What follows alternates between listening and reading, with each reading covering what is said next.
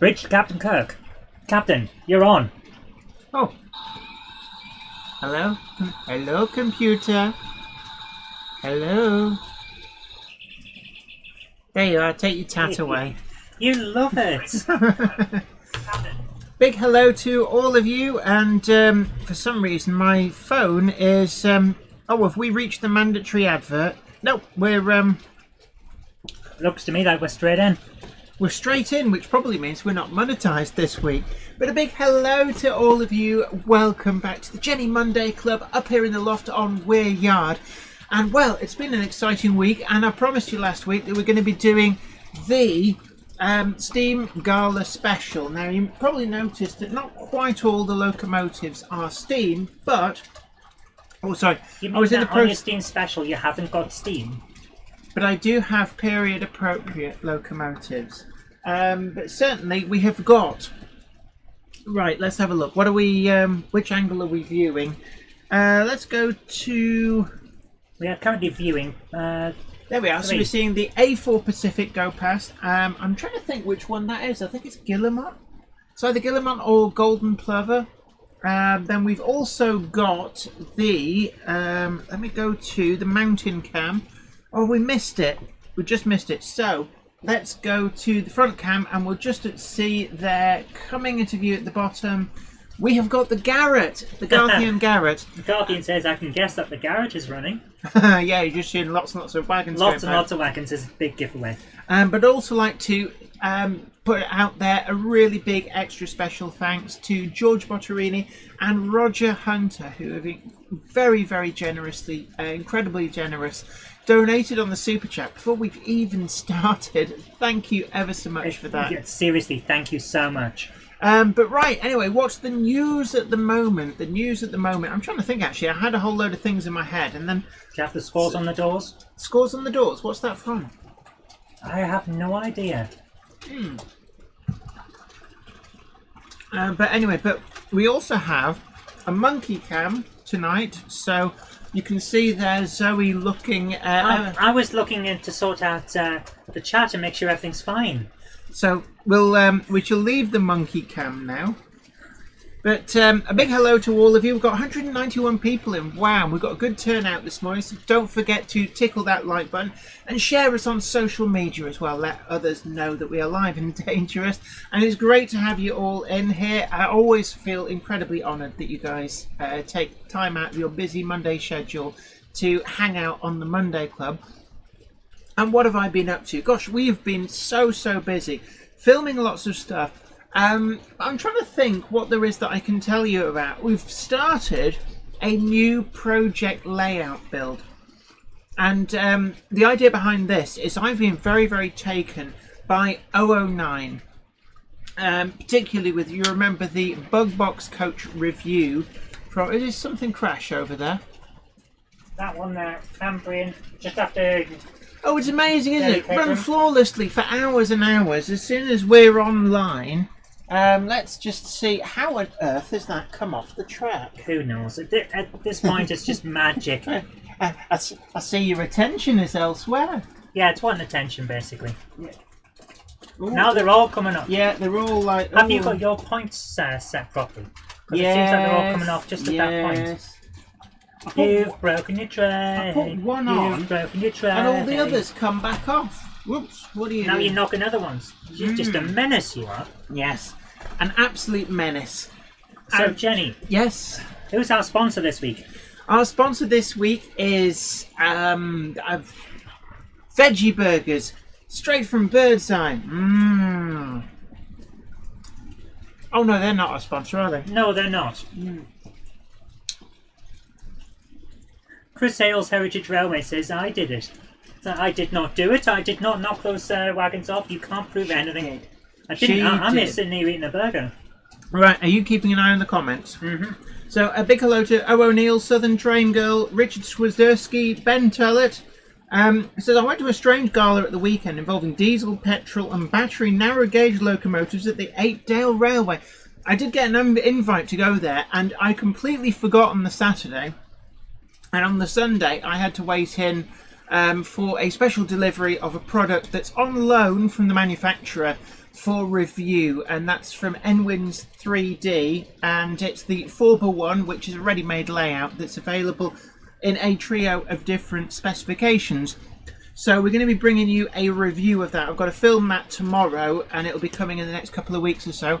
As I was saying to you before as well, we've been doing, we've just started a new layout. Excuse me. A new layout, because you just can't stop building. 009, because we're really taken by those Festiniog Railway bug box coaches. I'm just checking it was on the track.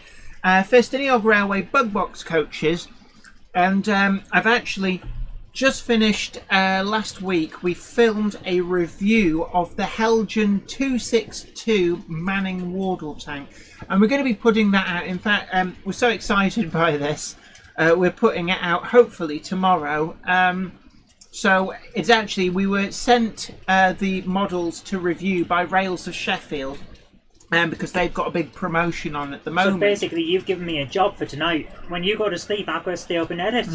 But essentially, I've got one here. Rails of Sheffield have currently got a big sale on, so we've got a video coming out that we've done, because they lent us a load of these to review.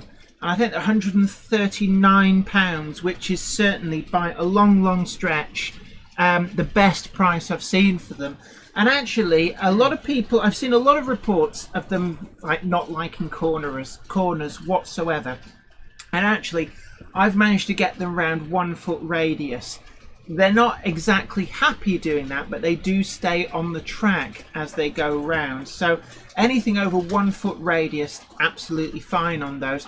So we've got a video we're putting out in conjunction with Rails of Sheffield tomorrow to promote those. But what else have we been doing? Basically, the idea has been to build a Festiniog Railway themed narrow gauge railway. So we started work on that. We filmed episode 1. It's going to be a series. So I filmed episode 1, built the baseboards, got trains initially running on temporarily laid track. And actually today I've been over to Sheffield, to Rails of Sheffield. Had to take a load of those Manning Wardles back because they were only on loan. And essentially I've picked up a lot of woodland scenic stuff and Backman Scenecraft stuff to be able to build that really impressive, well hopefully it'll be impressive, 009 layout. Excuse me. I'll be impressed anyway. So this Friday's video will be the start of that new project, and hopefully you'll continue to join me on that as I go through the building of that layout from start to finish. And I know we did that with Weir Yard, and I've done a few like one hit one shot layout build projects where it's like one episode and we could start to finish with a tiny micro layout. But this I'm hoping to be a more longer term project, and hopefully, fingers crossed, when we get back to normal, might even get it on the exhibition circuit. Okay, we've got a question here from Hythe Kent saying, would you be able to turn sound on 1 or 2 of your steam trains? I can. There are some steam ones on the tracks. Go on, give it a bit of a sound. I can give it a bit of a blast, but what I will say is that it can get a bit overpowering. So, not sure how well that sounds like the T-Rex from Jurassic Park. Every time I hear it. So we've got an interesting question here from Russell Benton that you might be interested in. Do I spot a 71 shuttling backward and forward? Very impressive. Yes, you do. And this, again, is another project that I'm doing in conjunction with DCC Concepts, but we're also going to be reviewing the Train-O-Matic shuttle system as well. So 2 different manufacturers' system to do what you're seeing currently. It's just pulled up to a stop. I'm going to go to this view. So this Class 71 is automatically shuttling. So if you put your hands in the air. Like you just don't care. Yeah. And I've got my hands here. What? So we are not going to touch it, and it's going to start moving in a moment. It sits there for a while, you know. So it's like, don't shoot. We're not touching it. But we've got it in the house tonight. WW Scenics. Oh, big hello to Martin at WW. And there it goes. There it goes. Big hello to Martin and all the crew at WW Scenics as well. Big fan of the static grass. I keep posting loads of pictures out and about, and what tickles me in a way, because I can laugh at myself, is that I was a bit snooty about static grass when we did GMRC. I was like, oh, yeah, it's overrated. And then I tried the system. Walwell Scenics very kindly sent over a static grass applicator, and I was like, oh my god, this is really good actually. And I have static grassed everything. I'd static grass the toaster if I could. You would as well. I had to take it off her. She's terrible at it. She's just terrible. Woggle Road says, Jenny, don't think you have quite enough coal wagons yet? And he did say, ha. Also, everyone spotted the TARDIS, so can you pass it to me? Alright. The Doctor is now on a mission. I am certainly not hiding this somewhere else, honest. Keep talking, I'm chewing. I'm trying to talk. So, Patrick Furlong, hi Patrick, or Sir Patrick, sorry. Sir Patrick Furlong of Calandia. He's saying, when will you be putting up Zoe's new shelves? When are you putting up my shelves? When I let you into the room? I accidentally used the wood that was earmarked for Zoe's gaming shelves, and oh no, you can't have it going around on that because it'll hit the bridge. Just a little hint, is it? Right? Okay. It's not where you thought it was, man. Simon Trains MRS says static grass on toast. That's something to try. What were you saying about the shelves and how you've misappropriated the wood? The wood which was going to go into some extra shelves for Zoe's office, for her game collection, that became the baseboard actually for, oh my word. That became the baseboard for Oh My Word. No, sorry, I've just checked my PayPal balance, and Guion Davies says, oh my word, has donated £30. Oh my goodness, thank you so much. That is incredibly generous of you. And I know as well, Model Tech, which is Guion's company, and we did review that product actually, which is actually the one that's up for award. Where have you gone? I've got some spare ones here. And these were the rail aligners over the baseboard joints. Yeah. So very deservedly up for an award. And also don't forget everybody, if you haven't seen already, the awards are up for various different categories. Things like best locomotive, most innovated thing. So do get voting on those, and I know that a lot of the model shops are touting for your business as well on that, going, vote for us, vote for us. You're going to love some of this stuff. Chris Hales at Heritage Railway says, that's mould on the toast, not static grass. It's not, actually, if you the thing is though, if you were to put a layer of butter and let it go mouldy, you could say it was something like Stilton. Lovely. And thank you very much to Guion. That is incredibly generous. Thank you so much, you. And good luck with the awards as well. North End Sidings Model Railway has a brilliant one here. Holy pilfered planks, Batman. Oh, I like that. So, did they actually name the wagon it was in? Yeah. That is well done. I see what you did there. That's great. Gonads 1259 says NCC 1701. Oh yes, biddly beak. We have Zoe's been. Actually, I'm not sure it's. My goodness, the Enterprise has been caught in the grip of a giant pink space hand. Yes. Whoosh, whoosh, whoosh. I've been having so much fun playing with this stuff. Yes, you have actually. So Stuart Barrow says hi from the Rhondda in South Wales. A big hello to you. That's the Rhondda Valley. It's a couple of valleys over, I think, from the Abertawe Valley, which is the area that I know quite well. I think you're just making some of these places up. Yeah. Peter Carson says, hello all, on my exercise bike, so keep it interesting. Haha. Yeah, there's a good combination. You can exercise and hang out with us on the Monday Club. It's great. J94, big hello to you. Aiden's Railway, Flymo Chairman 1, Mike and Sue Putnam Junction, Rachel Houston, Chris Hales Heritage Railway. I see an A4, yippee! Yeah, I think it's number 20. It's 60020. And unfortunately, the batteries in my eyes are getting run down with age, so I cannot actually read the nameplate. So whichever number 20 is, will you stop playing about? Come on, all these nice people. We're trying to be professional. We Oh, don't no want... one told me that. Big Hello, Growler Blackwood N-Gauge layout, Naive Gauge, Edward C. Tucker, Southern Train Girl, Ben Tullett, O. O'Neill, Wham Gok. By the way, before you go on any further, Hive Kent saying, whose rail aligners were those? Model Tech. So, Guion, if you can post a link in the description. I said at the time, it's basically, this is the product I wished existed when I built my exhibition layout. And the idea behind these are they're actually they're like a PCB board, but they're set up and pre-cut so they look like sleepers. But they've got a crenellated, that's a good word. We should use that more often in conversation. But they've got like a crenellated edge, so they tessellate. Now there's another good word, tessellate. We'll add that to the list. So effectively, you have these at the edge of your baseboard joint. You solder your track to them, just like in one of the tried and trusted methods at baseboard joints is copper clad. Solder your rails to it for strength, but this is effectively that product made to look like the sleepers, and they do them in multiple different gauges as well, and scales as well. I think doing things like 009 N gauge, 00 O gauge, things like that, and they are so useful because you get a perfect positive alignment on the track first time every time.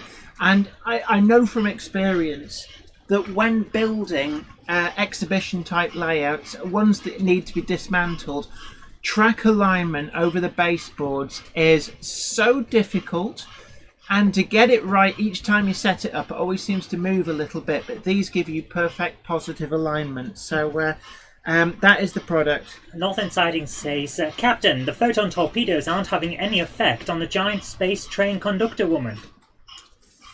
It's terrible when that happens. Oh, we've got all the Trekkies in there. Absolutely. Don't forget to tickle that like button and also share us on social media. And if you haven't already done so, do consider subscribing to the channel as well. Naive Gauge has an interesting question here. Since I started building my layout, I have been eBaying some items that I learned how to make in the course of my modelling.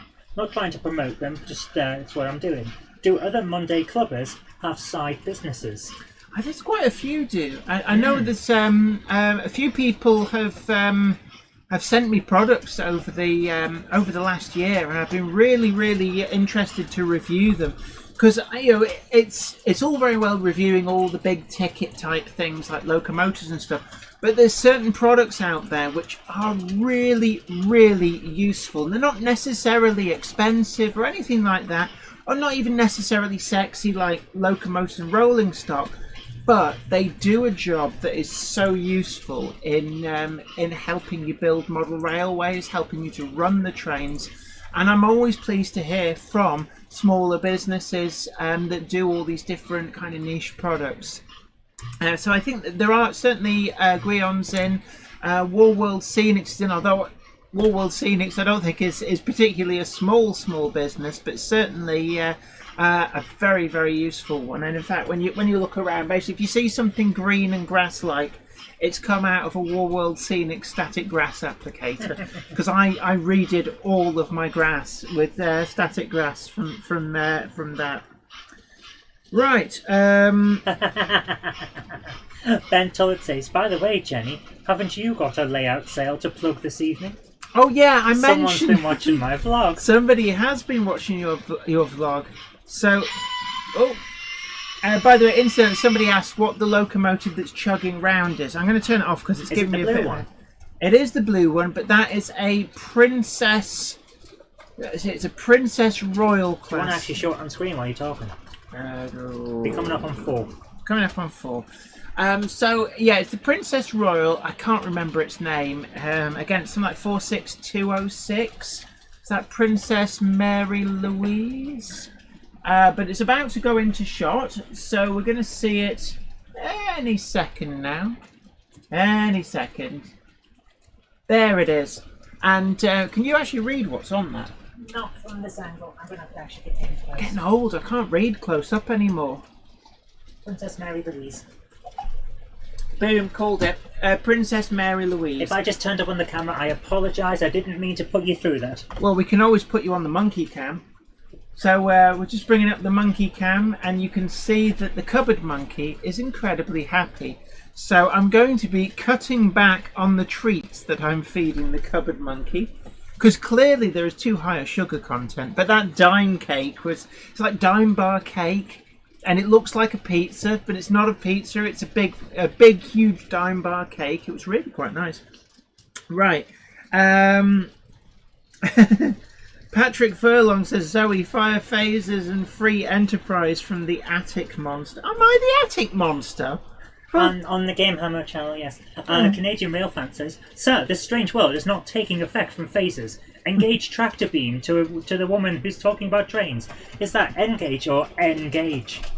Because an engaged tractor beam wouldn't do now to ye. You've gone all northern like. No, wait, hey man. Right. A few people were asking if there could be a contest to name your new layout. My new layout, The one that you're building. It's got to be Welsh themed, and it's kind of Festiniog inspired. So something to do with Festiniog or Welsh. Somebody would say, like, call it Nefoddwen or something like that. Nefoddwen. I must look up how that's. Or Jochenvar. The Jochenvar Railway. No. Something along those lines might be quite good. It's got to be Welsh. It's there's lovely. A bee over there. But I've lost my train of thought now, which is ironic given I'm in a room surrounded by trains. Yeah. Right, so my phone keeps stopping. I am trying to get back up to... Ham Shackleton suggests, if you want a Welsh layout, how about the Llangargle spit? Llangargle spit. Oh! Yes, the Welsh place name that needs half a pint of phlegm to be able to pronounce it. But yeah, layout-wise, now... Coedi Blithau, says Garfield. Coedi Blithau? Yeah. What does that actually mean? Coed is that... Is that forest or something like that? Kevin Coyd is the Colliery Museum in South Wales. It might be Blithau. Blithau sound... Blithau. It's there. I'll get there eventually. If I don't... Anyway, meanwhile, back at the ranch, I've got a layout I'm considering selling. When I say consider, I mentioned it in her vlog because of course people now take that as being set in stone. Yeah, but what it is it was kind of jokey, but not entirely. But what it is that Grove Street Yard, which you might remember from the pages of Model Janusvags Magazine and also Model Rail, and it's also done the exhibition scene, hasn't really been out and about all that much. And like with so many things, I built it nearly 15 years ago, and railway modelling, you're always constantly learning and perfecting and honing your skills, and I think sometimes we are our own worst critics. So I now look back at that layout and think, actually, I'd have done that quite differently if I was building that now. And I guess I've moved on. At the time that I built it, we were living in a rented house, so we couldn't have anything permanent. Space was an issue because of that. It was the final frontier. Yeah, very much. And I'm not even going to rise to that, you know. And essentially it was built to fit in my car, to be able to get to exhibitions, but also when we moved house, I could take it with me dead easy, lovely jubbly.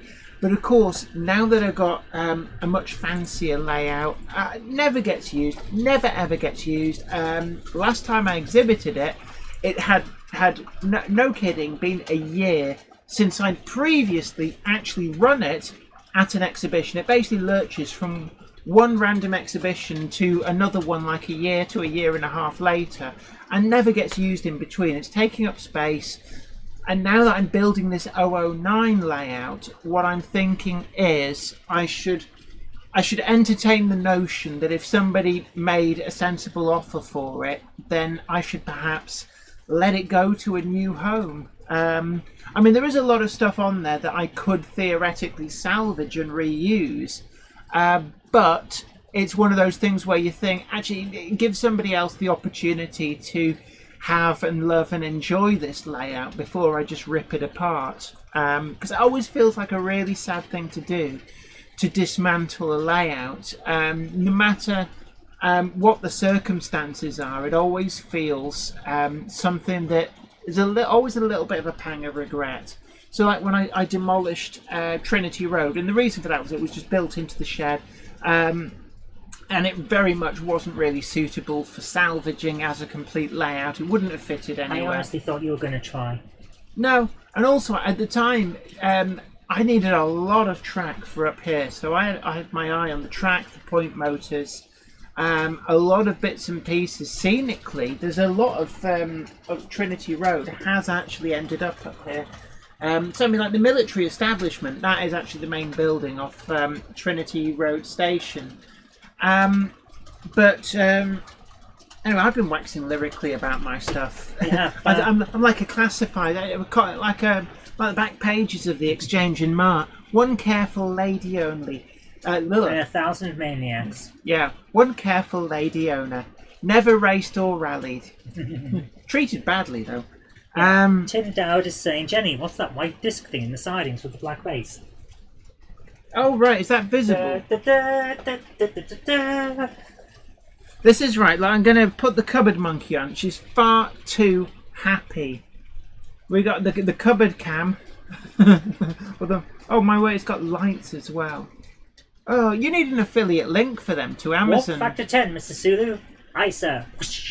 Yeah, but I thought, right, the original Star Trek's weird because their warp speeds are different to the Next Generation. Well, yeah.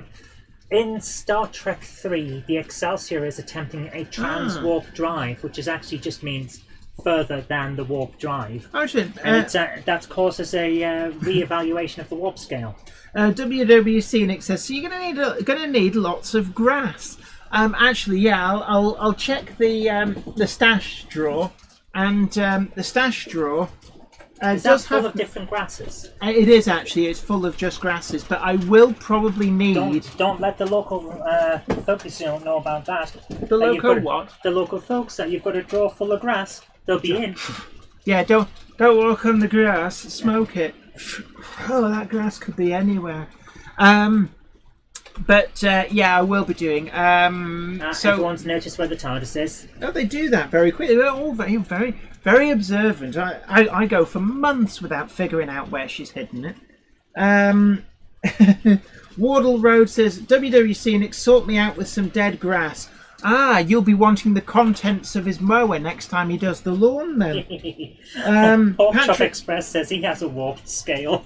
Right, so we've got some names here. So, Bang Got You Junction Carl Brown says, Ryle for Kindthum, which is just railway layout. Yeah, I'll need to look up how that's pronounced because my Welsh skills are not that great. It has to be said.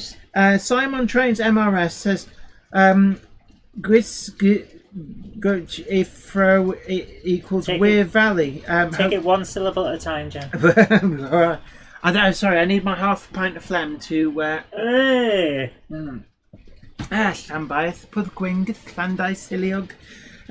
Right. Patrick Ling asks, what's in the train news this week? Right, we've just seen the release of the Southern Railway Isle of Wight version. It's like number 9 Fishburne from Rails of Sheffield. I'm told that an issue was identified with the DCC sound chips and that they have been delayed by, I was quoted 17 days, give or take. But certainly the sound chips are on the way. What they identified was that the speaker was coming loose from the body and sticking to the motor with the magnetism, and it was causing a sound quality that they weren't happy with. So that is getting sorted. They're not going on the market like that. That's getting all fixed. So the sound locomotives, if you have one of those on order, should be on its way soon. And they're also waiting for the final 2 liveries, which is Brighton and Box Hill. Now, I did ask as well today about Box Hill, because I initially thought that Box Hill was being done as a National Railway Museum special. And what I've learned is that, yes, but there is a second version of Box Hill. And the way this works is thus. As I understand it, the National Railway Museum version of Box Hill is as Box Hill is now. So it's the model in preservation. My understanding is that the Rails of Sheffield sold Box Hills will be Box Hill in original London, Brighton and South Coast Railway conditions. So I'm assuming that means that A1X for the Railway Museum and A1 for the Rails of Sheffield version. So really looking forward to those. And it's another area I think where there's for me, when I did the review on the Terriers, the Hornby ones, what I picked up on was that the front face of the cab on the A1 version still has all the little holes where the pipework for the A1X version would fit in. There's like one moulding does it all. And it's not really that visible when you have some of the darker colour schemes, but on the improved engine green it really shows up. But the Rails of Sheffield locomotive in its A1 form doesn't have that, so you don't end up with what looks like somebody's been shooting it across the front of the cab with a Tommy gun.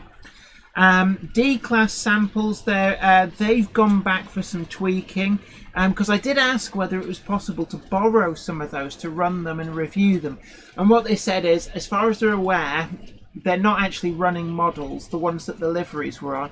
And there's quite a few bits and pieces that have gone for tweaking, so it's like we need to change that, need to change this.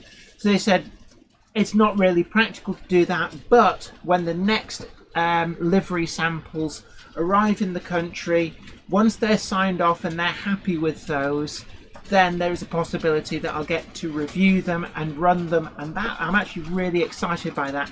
Ditto with the North Eastern Railway rail car and also hopefully the gas turbine. Again, it's subject to once rails are happy for effectively people to be prodding and looking really closely at these models. They don't want to keep having to tell people basically, no, we've already know about X, Y and Z, that's getting changed before the final model. So you know, it's perfectly sensible. It's the same as what we saw with the Hatton's models, that only at the point that they're largely happy with that is it then sort of let loose on the public through people like Muggins here. Before it's unleashed. Yeah, before Muggins here with sticky fingers is like, oh, look at that, look, oh, it's got fingerprints on. Okay, so we've got one here from North End Sidings Model Railway saying, a Welsh narrow gauge layout, I'll start again, a Welsh narrow gauge layout needs to be about either the engine. Oh, but nobody does a model of either the engine. Yeah, to build one then, wouldn't you? I would. I'd need a custom, probably a 3D printed body. You'd on need a a case. custard printed body, what? Oh, I love custard. I've already got a custard printed body, that's why I'm so round. No, it's not custard. That's yeah, you know how it is. Basically, most people would consider keeping, you know, you talk about people who've got a six-pack. Zoe has got a six-pack. She just keeps it in the fridge. You drank it. Oh, you made that analogy suddenly descended into a very dark place there. No, but it's like, I have a six-pack and you drank it. Yeah, actually. So he's not so much got a six-pack as a lure-pack. That was my joke. No, it wasn't. That was my little sister's joke when I was growing up. It was my joke as well. Right. Right. So now that you've stopped for a second, Daz at 1977 says, Jenny, is the wagon running around? Are they from different companies or are they from the same company? Oh, are these the big long private owner train? Right. Or every single one of those is definitely a different wagon. None of them are duplicates. There are some where, for example, Manchester Collieries, you'll find 3 in there because it was originally a triple pack special commission for Trafford Model Centre, as the TMC used to be when they were at the Trafford Village in the Trafford Centre. Festival Village in the Trafford Centre, where they kind of started out. And they did a 3-pack of Manchester Collieries wagons, and that's what those are. So each one has a different running number. Ditto for the Park End Colliery ones. I think they were a special commission for Totally Trains. I'm trying to think if there's any other where... Oh yeah, Huntley and Palmer's. There's 3 of those, and they came in the W4 Hornby Packet set. But every single one of those wagons is different, and that does actually represent my entire collection of private owner open wagons, but they're not railway company wagons. In fact, I'm just looking through that. Yeah, none of those are railway company wagons. So what I mean by that is none of them belong to like the big four or going back before them. Any of the actual railway companies like South Eastern and Chatham Railway, London and South Western Railway, Lancashire and Yorkshire Railway, Midland Railway, Caledonian Railway. None of those. These are all like collieries, coal merchants, things like that. Right, we've got 296 people in. It's great to see you all. Don't forget to spike that tickly like button and share this stream on social media. We've got an interesting question here. Sorry to jump in.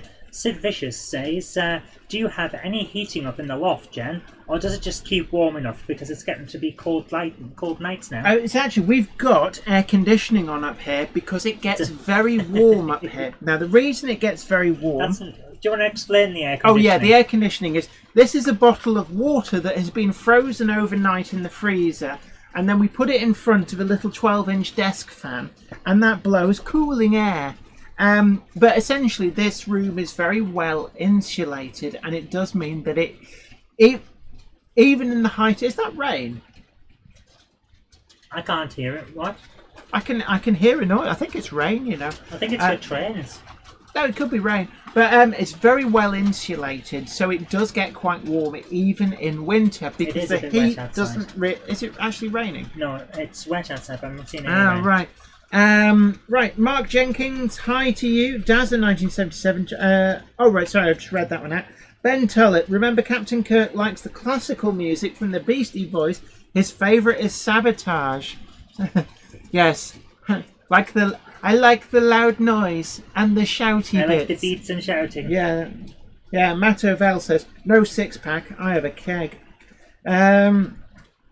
Mike and Sue Pudham Junction says, after lockdown, I have a Party 7. Oh, God. Do you remember the Party 7s? And nobody ever in the history of Party 7s ever managed to open one without losing one of those 7 pints around the room. Burton Junction, Borton Junction. Hi, first time. So hello to everyone. I'm new to this, although I have watched nearly every week. Big hello to you. Always great to have people in the stream. And it's whether you lurk in the background just listening or whether you join in the chat, every single person is absolutely welcome. Ben Tullett says, yep, smash the like button, everyone. Flymo Chairman 1, haven't heard of Party 7, or was it a Party 6? No, it was definitely a Party 7, or Keg 7. It was a Party 7, and we know this because it was in Life on Mars. Yes. Right, Terry Richardson. Hi, I'm Terry. I have a massive model railway in my loft, 22.5 feet long. That is actually pretty good. That is a little bit longer than mine as well. But it's a good size to have because you can get some really great prototypical length trains going around and they don't swamp the layout. Richard Swiderski says, Jen, what is the CLC wagon you have? CLC, is there one? I know I've got a Cheshire Lines Railway one, but it's not in that train. So CLC. You've got one that's icky. I'm trying to... CLC. It's the one that's got CLC. I can see one that says icky. Oh, it's ICI. There's an ICI one. I'm just looking to see... ICI, it's icky. Icky. It's a Kinnock. Kinnock. Benzol and Byproducts Limited. Oh, Jen. That salt one that's coming round. What, Shaka salt? Yes, you always call it Shaka, don't you? Isn't it Shaker? Actually, it might be Shaker. Shaker salt. Yeah, it could be, you know. Shaka. I must admit, actually, there's a company in Bolton which is Town Polish. And for years, I looked at the sign and thought it was a Polish company, and it's like Town Polish. And so you went, no, it's Polish. Yeah, you've never been one for the thinking. Yeah, CLC. I don't see a CLC. No, I'm looking and I'm not seeing one. It is a long train, actually. It is. I can only assume that you've caught a glimpse of the ICI one, which is Imperial Chemical Industries. What ICI actually stands for. Yep. Mark Wilson says, why did they used to have private owner wagons? I guess the same reason why people these days quite often own their own vehicles. So there's a lot of companies that own their own vehicles for transporting their own goods and materials. And in days gone by, that applied on the railways. It kind of reached its zenith just at the point that the Second World War broke out, and then most, not all, but most private owner wagons became pooled. And then after the war, they just got bought by, effectively, the government and became part of British Railways. Okay, he says, Richard says it's CLR. It's what, sorry? It was CLR. CLR. Don't know that one either. That's got me foxed now. What does the fox say? Woof. Fully enough, I think foxes do say woof, don't they? They kind of bark and yelp. Yeah, it's like a whiny bark. The CWS. Am I just seeing the flash of light as the blue one's thing goes round on the bottom? Or is there actually a flash underneath that trim? Oh, there's a flickering firebox glow going on in that. I'm just looking. Underneath the trim? No, it's actually in the cab. CLR. CLR. You got Cheshire Lines Committee. That's what he said.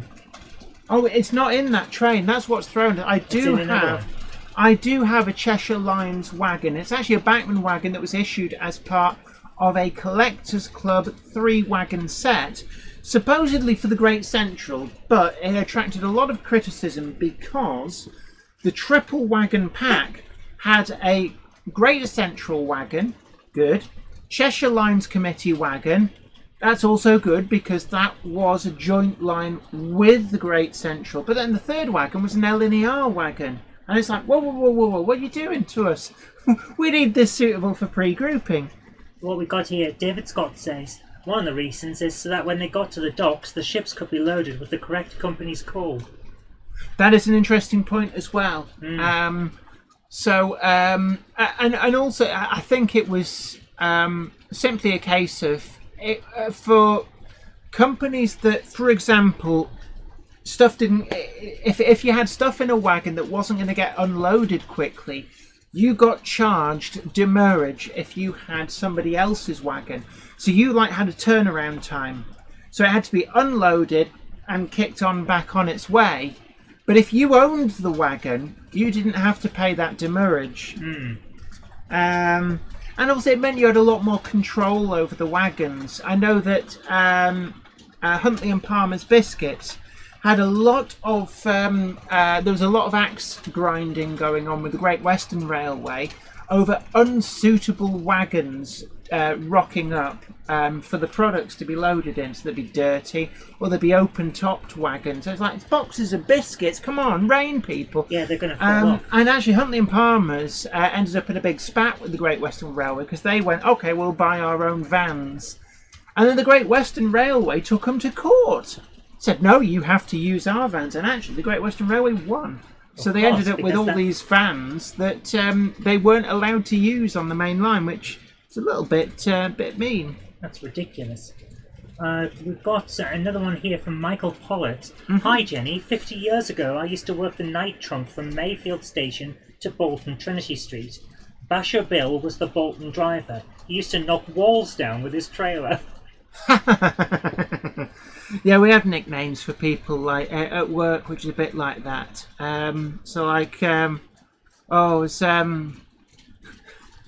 Like Sunroof Rick because he took the top off. Sunroof Rick. I know we had another guy who was we called him like for years and years. And this was somewhere else I was working, where everybody called him Chepstow, and I like, why do they call him Chepstow? And then I found out what his real name was.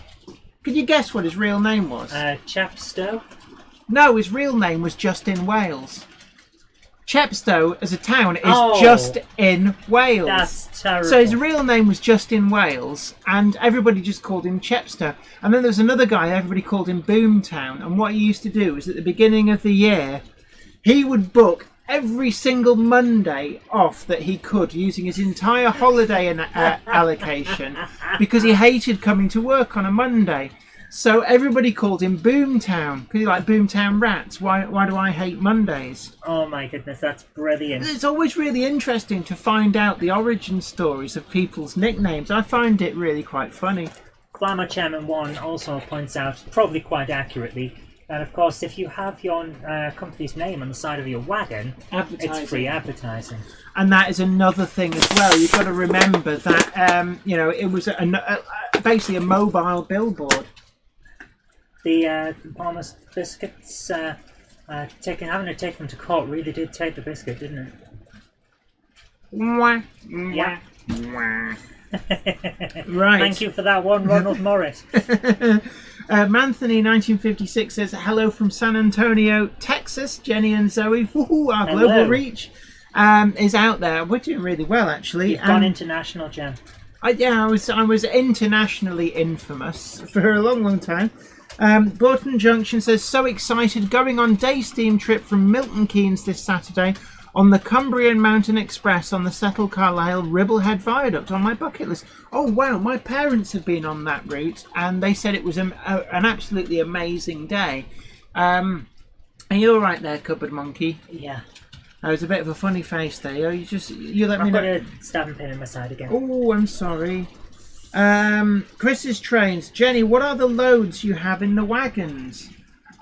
Those wagons are pretty much all empty. There's one exception, and that was a Raven, I think it's Raven Coal Factors or something of Swansea, which I bought second hand, and the previous owner had filled it with a coal load. Box was long gone, but I bought it because I happened to know it's quite a rare wagon. It was a special commission for a retailer in South Wales. I'm just looking out for it, actually. Where are you? Sure, yeah, I see it coming now. Raven, and it was either for a show, or it was for like a model railway club or a retailer. There we are. Raven, Anthracite Collieries Limited, Swansea. So that's the only one in that train that actually has a load. Every single other one is empty. And I do tend to run my coal wagons largely empty, although when you see the 16-ton mineral wagons, I do have a huge number of the Parkside Dundas plug-in coal loads. And they kind of do the job, or have done for about 20 years. But I really do like the Acura scale loads that they do for their HUO hopper wagons. You're making that like trying to tune something in. We've got a statement here from Tim J.D. Dowd saying, which is quite interesting. I think people would be very interested in this. If anyone wants loads for their wagons, Hobbycraft are currently selling plastic jars full of different coloured stones. And they're all priced at £3.50 for the jars, which are about 6 to 7 inches high. That's a fair amount of stone for £3.50. Actually, that's a good little tip. Actually, even if you just need for building projects, I'm going to need some stone. Do I need to pop down tomorrow and have a look and see what I can get you? Well, we could. Oh yeah, you're here, aren't you? Yeah, tomorrow's Tuesday. I keep forgetting. It's like, oh, You've you're been off here, work aren't for so you? long that I keep forgetting. I was hoping you'd gone back to work. 2 weeks on holiday. Can't do much, but it's just nice to have a bit of time off. It's nice to not have to drive your stereo around the country. Yeah. Tom Bohr says, hello, big hi to you. Have you ever considered looking at continental stock like HO?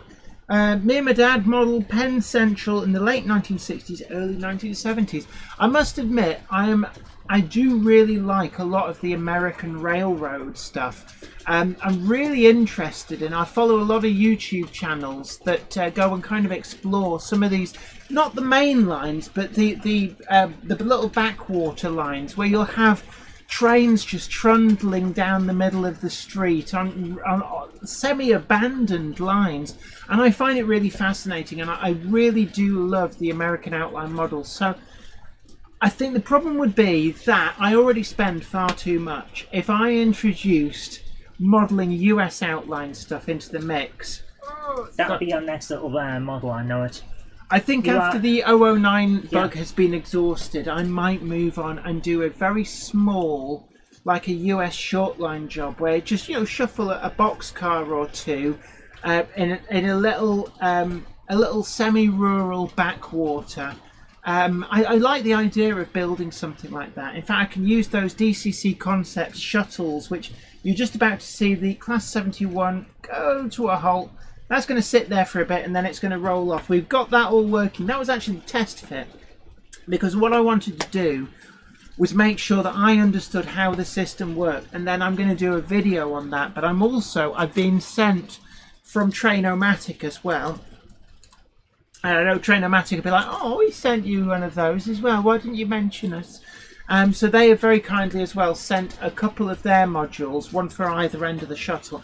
And I'm going to try and get these installed as well. So I have two different companies' shuttle system in play. And what I want to actually see is A, how easy they are to set up, and B, whether decoders from different brands work happily with them. Because I know that the Trainomatic decoders do support the shuttle operation and the ABC running, as do the DCC concept. So what I want to see is if you put one on the other system, will they run quite happily? You know, just kind of get a feel for that.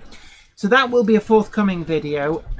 Given how busy we are at the moment, and you've got me working round the clock. It's terrible. Yeah. She's removed my seat from my office, you know, and she's just got this I've just put a spike rotating wheel with boots on it, so that I'm always getting bottom kicked. It's terrible. No, I put a bicycle in there with no seat. Yeah. Patrick Furlong says, Jenny, I don't know if you saw my comment earlier, but have you considered asking the Cupboard Monkey to do a stream on retro train games? Cupboard Monkey, have you ever considered doing a stream on retro train games? Would you be involved with it? Yeah, I'd look over your shoulder and go, oh, well, that's wrong, that rivet's in the wrong place. Actually, I'll tell you what, if you can get a copy of A-Train 3, which was sold outside of Japan just as A-Train by Maxis, that was a great game. I loved playing that. If I can track a copy of A-Train down. Okay. It's available on both Amiga and PC. I've played both versions, and actually, if you can emulate an Amiga, get the Amiga version, because the graphics and sound was so much better. Oh, you're one of those, are you? No, seriously, the game is from an era where the Amiga was better than the PC. It's a joke, Jen. Yeah, Railroad Tycoon, the first one, I quite like that. I preferred 2. I played to death Railroad Tycoon, but when Railroad Tycoon 2 came out, it was so much more intuitive and more in depth. There was more depth to it. Yeah. I'd agree that Railroad Tycoon 2 had something special going for it. I couldn't get into Railroad Tycoon 3 though. I don't know what they'd done to the controls, but they made it like... Yeah, it just wasn't the same, was it? It wasn't. Yeah. It didn't even feel like the same game. Right. Robert Steers, a big hello to you from Montana in the USA. We are very... very international.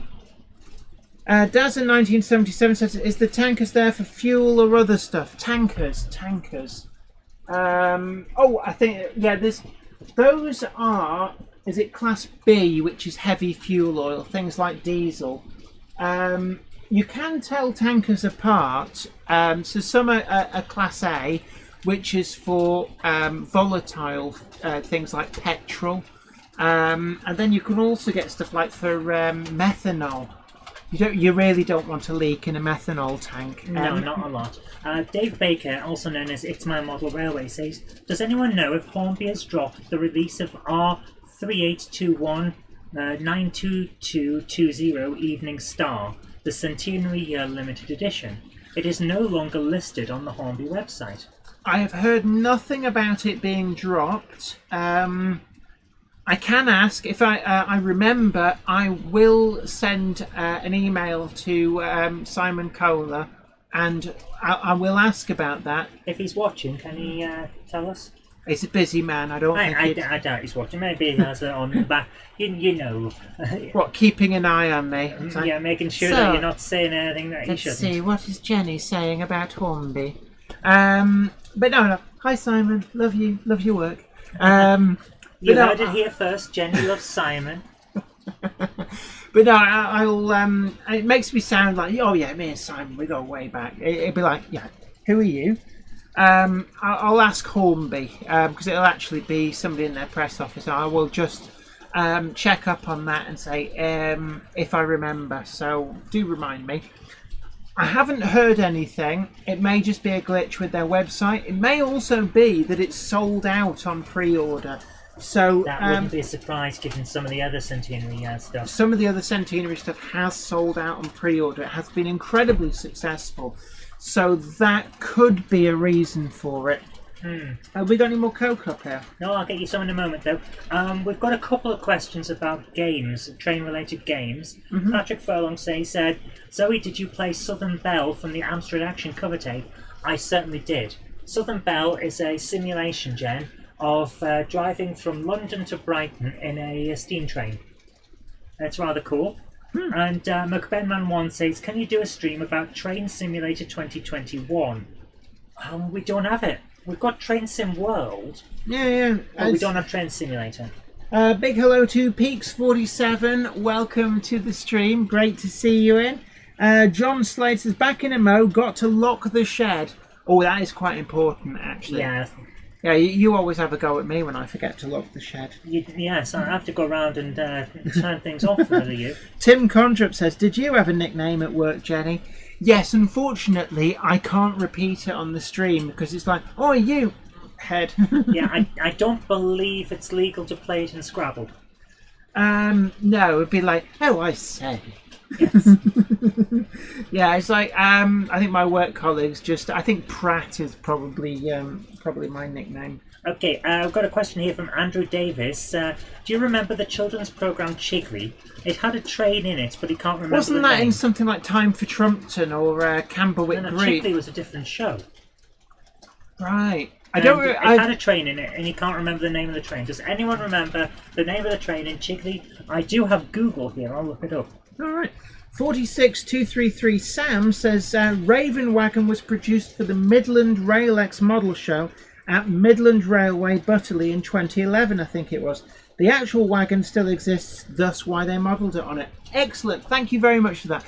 I knew it was a special commission and thus would be tricky to track down. And there are actually some people who just collect the wagons that Bachmann produce for retailers, for exhibitions, for model clubs, and there are literally thousands of them out there, and I do have quite a lot, so a disproportionate number in that train are actually special commissions.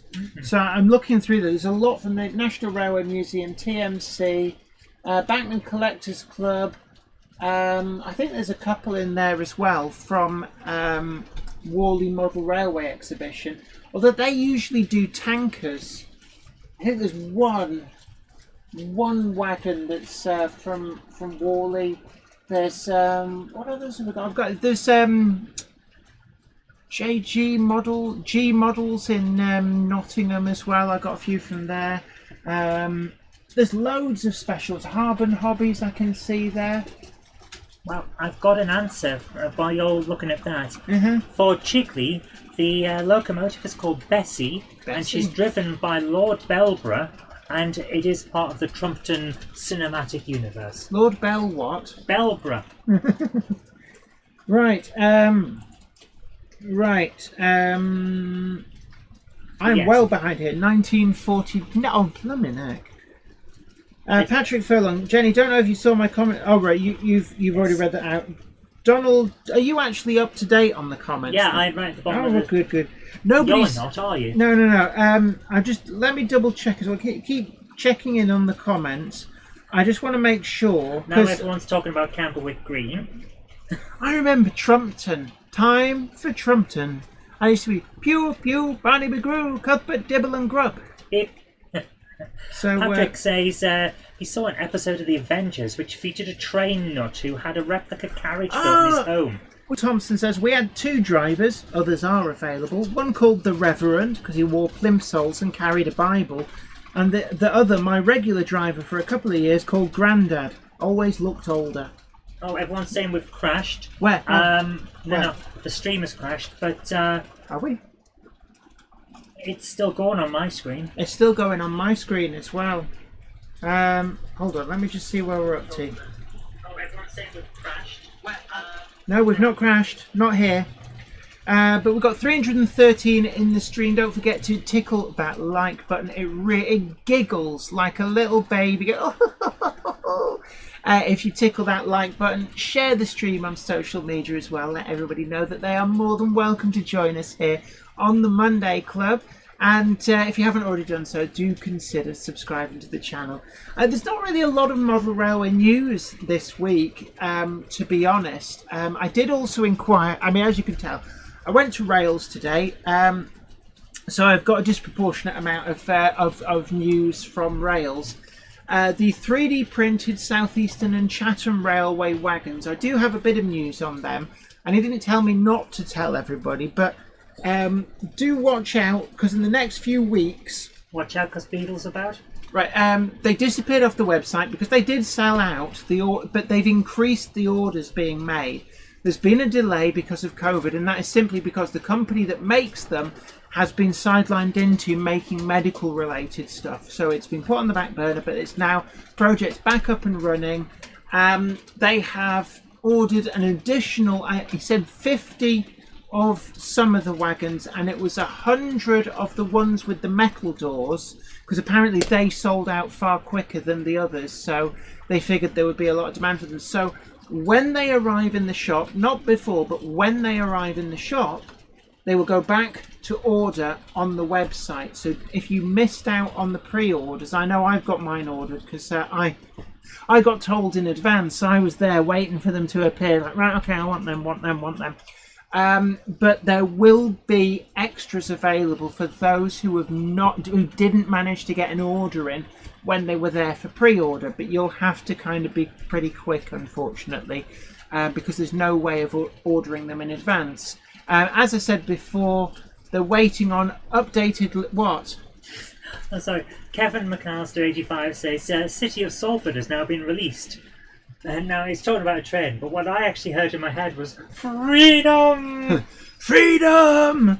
Yeah, City of Salford from Hornby. It's a Princess Coronation class, and it's in the BR Experimental Blue.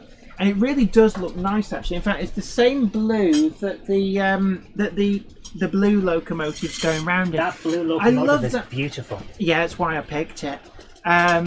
But certainly, I really do like the experimental blue. But would you believe it, that Princess Royal...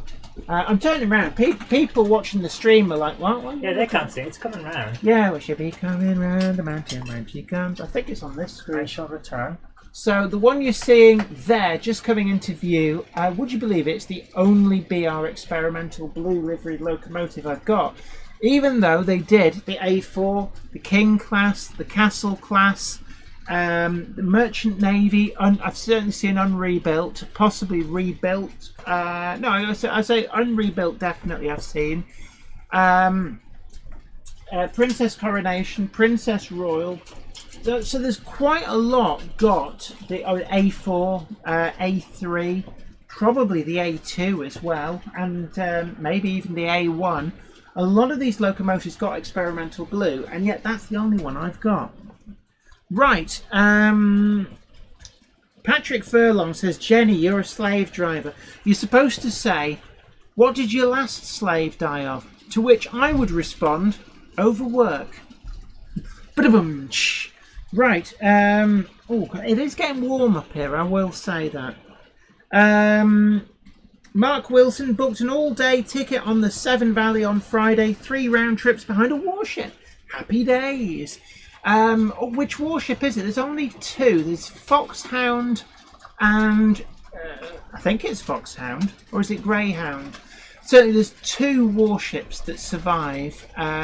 Sadly, there was another warship, which I think was a Class 43, which for many years languished as the Gate Guardian at Swindon Works on the turntable, and it unceremoniously got cut up at some point in the early 80s, which is quite a late survivor for a warship, and it's one of the lamented ones that got away.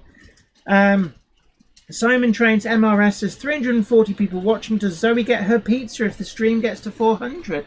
Yeah, why not? She can have a pizza if we get 400 concurrents. So get all your friends in, get people from down the club to watch, get everybody you know in the model railway community, and otherwise. Some people just watch this because they can't believe just how much of a pair of nutters Zoe and I are. But certainly get everybody you can watching, and maybe we'll get the Cupboard Monkey a pizza. The Cupboard Monkey's not there at the moment, so if I go to the Cupboard Monkey cam, there's nobody there. We got nobody there, nobody on the coach. Actually, we've not had that scene for a while. Was I asleep at the wheel? I do apologize. Yeah, oh my! Oh, yeah, too. God bless my belly. Look at this. Look at this. She's like bringing up. It's that dime cake stuff. Oh, it is nice. You should have Swedish said. gluten-free almond cake Is that what it's officially called? with What? dime chocolate. A dime bar, Swedish. No. This is Swedish almond cake with dime bars on it. Is it? Everyone's saying I've gone invisible. I engaged my cloaking device. The cupboard monkey is back. Right, okay, enough of that. Stop that, stop that. It's really silly. Richard Swiderski says, small USA layout with a big boy. I mean, the big boy's about yay long. I mean, it's a layout to itself. Dongit's Model Railway says, I picked up a Roco Eurofema coach for clearance testing. It was a lot cheaper than a Hornby 800, which is an actual worst case model. Trying to resist turning that into a 103 with a full train. Oh my word. And that's the thing. One thing leads to another. Pico sent me the Festinio Railway bug boxes, which I reviewed a few months ago. And as they always say, the first hit is always free. And now I find myself buying Festiniog and Linton and Barnstable themed stuff. I've got wagons. I've got my first locomotive now. So yeah, a locomotive model that's so good. I now find myself owning one. And it was I did a video which will be coming out first thing tomorrow morning. Rails of Sheffield asked me to review the Helgen Manning Wardles. So just if you're interested in 009 models, at the moment they've got them on sale for £139. They do some weathered ones as well for £149, which is, I have not seen them down at that price anywhere else. So if you are interested in them, that's the best place to go. And we're going to be putting out a video review of those, and they loaned me a couple to be able to do that. Gone to Andrew Johnson. This is like watching the cooking program Two Fat Ladies. Pretty much. That's a good description, yeah? Yeah, it's like I resemble that comment. Yeah. So I don't think I can eat both of these. It's a bit like. Oh. This is the trouble when Jen, we've got an hour to go yet. This is what happens when you send the cupboard monkey out on an empty stomach. Right. Clive Cobalt says, hi Jenny, my MGR coal train has 25 wagons on it with 2 Class 20 locos. That is actually a pretty good coal train. If you've got the space for it, those merry-go-round hopper wagons do look really good. Did you bring the Coke back with you? I'll get it in a moment. Everyone's saying that they've found the time. I know, but Jen won't change the view, so I can't move it. Sorry, the doctor can't fly off. Where is it? Oh, right, Pip. So I'm going to move us to that view. Right, okay, cupboard monkey. No, I'm not moving it. The doctor will fly. All right, you haven't got your sound effect ready, have you? The doctor will totally fly away. Right, Anthony, 1956. 50 plus years ago, when I started my model railway journey, I bought loads of new items. Now retired, nearly every piece I own was picked up at thrift stores, yard sales and shows. Model cheap. Absolutely. Yeah, and you don't have to buy premium stuff every time. There's a lot of enjoyment can be had from buying relatively cheap models and then upgrading them. Right. Yeah, no one saw me do that. Yeah, Richard Swiderski says, I think the Evening Star has sold out. I think it has. It's one of those that's proved very popular. Naive Gay says, are you suggesting that Monday clubbers are not busy? Oh no, Monday clubbers are always busy. And in fact, an awful lot of people on the Monday Club who tune in are very good at multitasking, because there's a lot of modelling going on with my droning on in the background.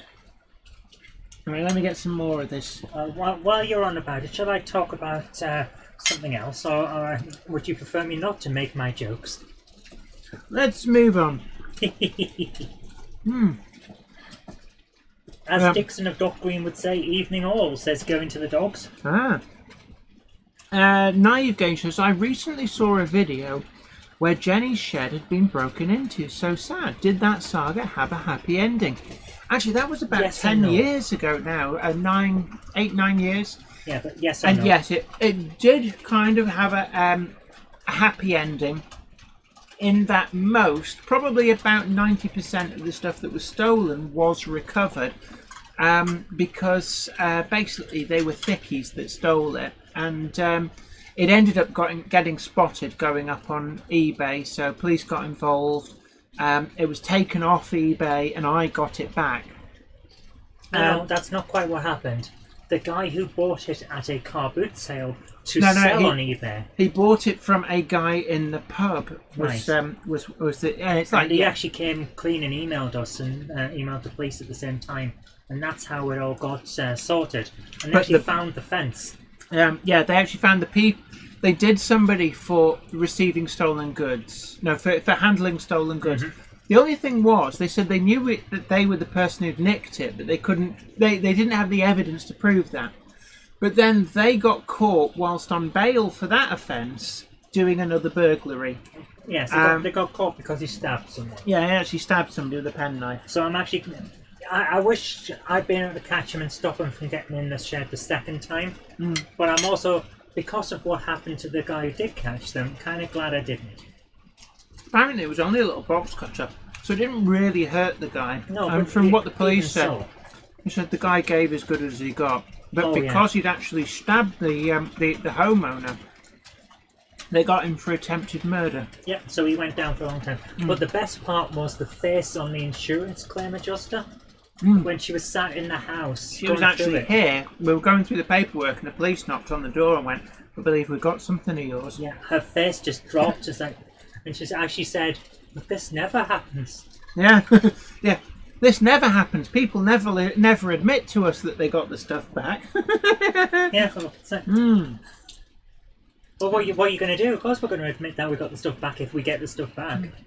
AMAC says, the Wagon group on the Mid-Hants always has commission wagons on sale to raise funds to restore the full-sized ones.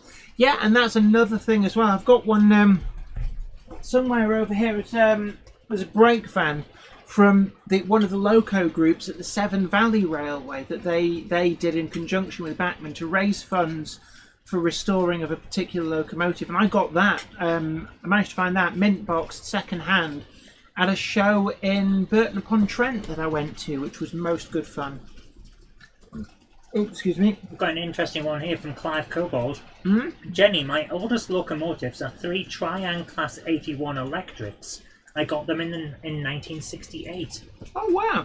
And actually, for their time, they were pretty good. I mean, the oldest locomotive that I technically own, I don't tend to count it as part of my collection, but it's the joint collection that myself and my father have of our original model railway stuff, which was Hornby 00. And we have one locomotive that is from 1938 or 39 possibly. So that's the oldest that we go back. Cottersmore says, all these kettles and no tea in sight. To which Chris Hale's Heritage Railway says, all these kettles and no Kelly. No Kelly? Kelly Kettle? Who's Kelly? She normally turns up and complains when you run the diesels. Oh yeah, I do. If anybody knows where Kelly Ashford is, then do let her know. We've got a Steamfest on, partly because she wanted it. And people are saying, like, your Class 71 keeps mysteriously stopping. Yeah, I said at the beginning, DCC Concepts very kindly sent over for review the DCC shuttle module along with their Zen Black decoders. Now, you saw the review of the Zen Black decoders, and what I've done is I've done a test fit.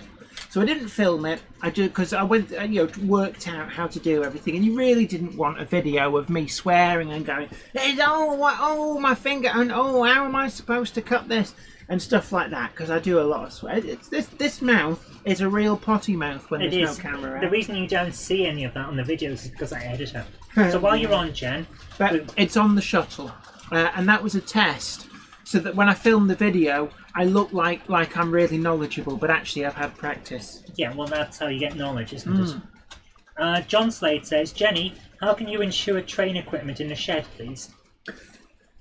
Check with your home contents insurance. What you'll find is that most policies will cover you for what they term as outbuildings, but to you and me, that means your shed. It is on the proviso that you've got to take reasonable care and attention. You can't just like leave the train door, the train shed door open with a big neon flashing sign saying "Model train set here." You've got to go. You've got to make a reasonable hash at securing it. But that will normally cover you only to a certain amount. If you want to go over and above that, you have to get a policy that will let you do that. But of course, it's all about the Benjamins. But yeah, that's how you go about it. But most, if not all, household contents policies will cover you. I think it's normally a percentage of your total contents coverage.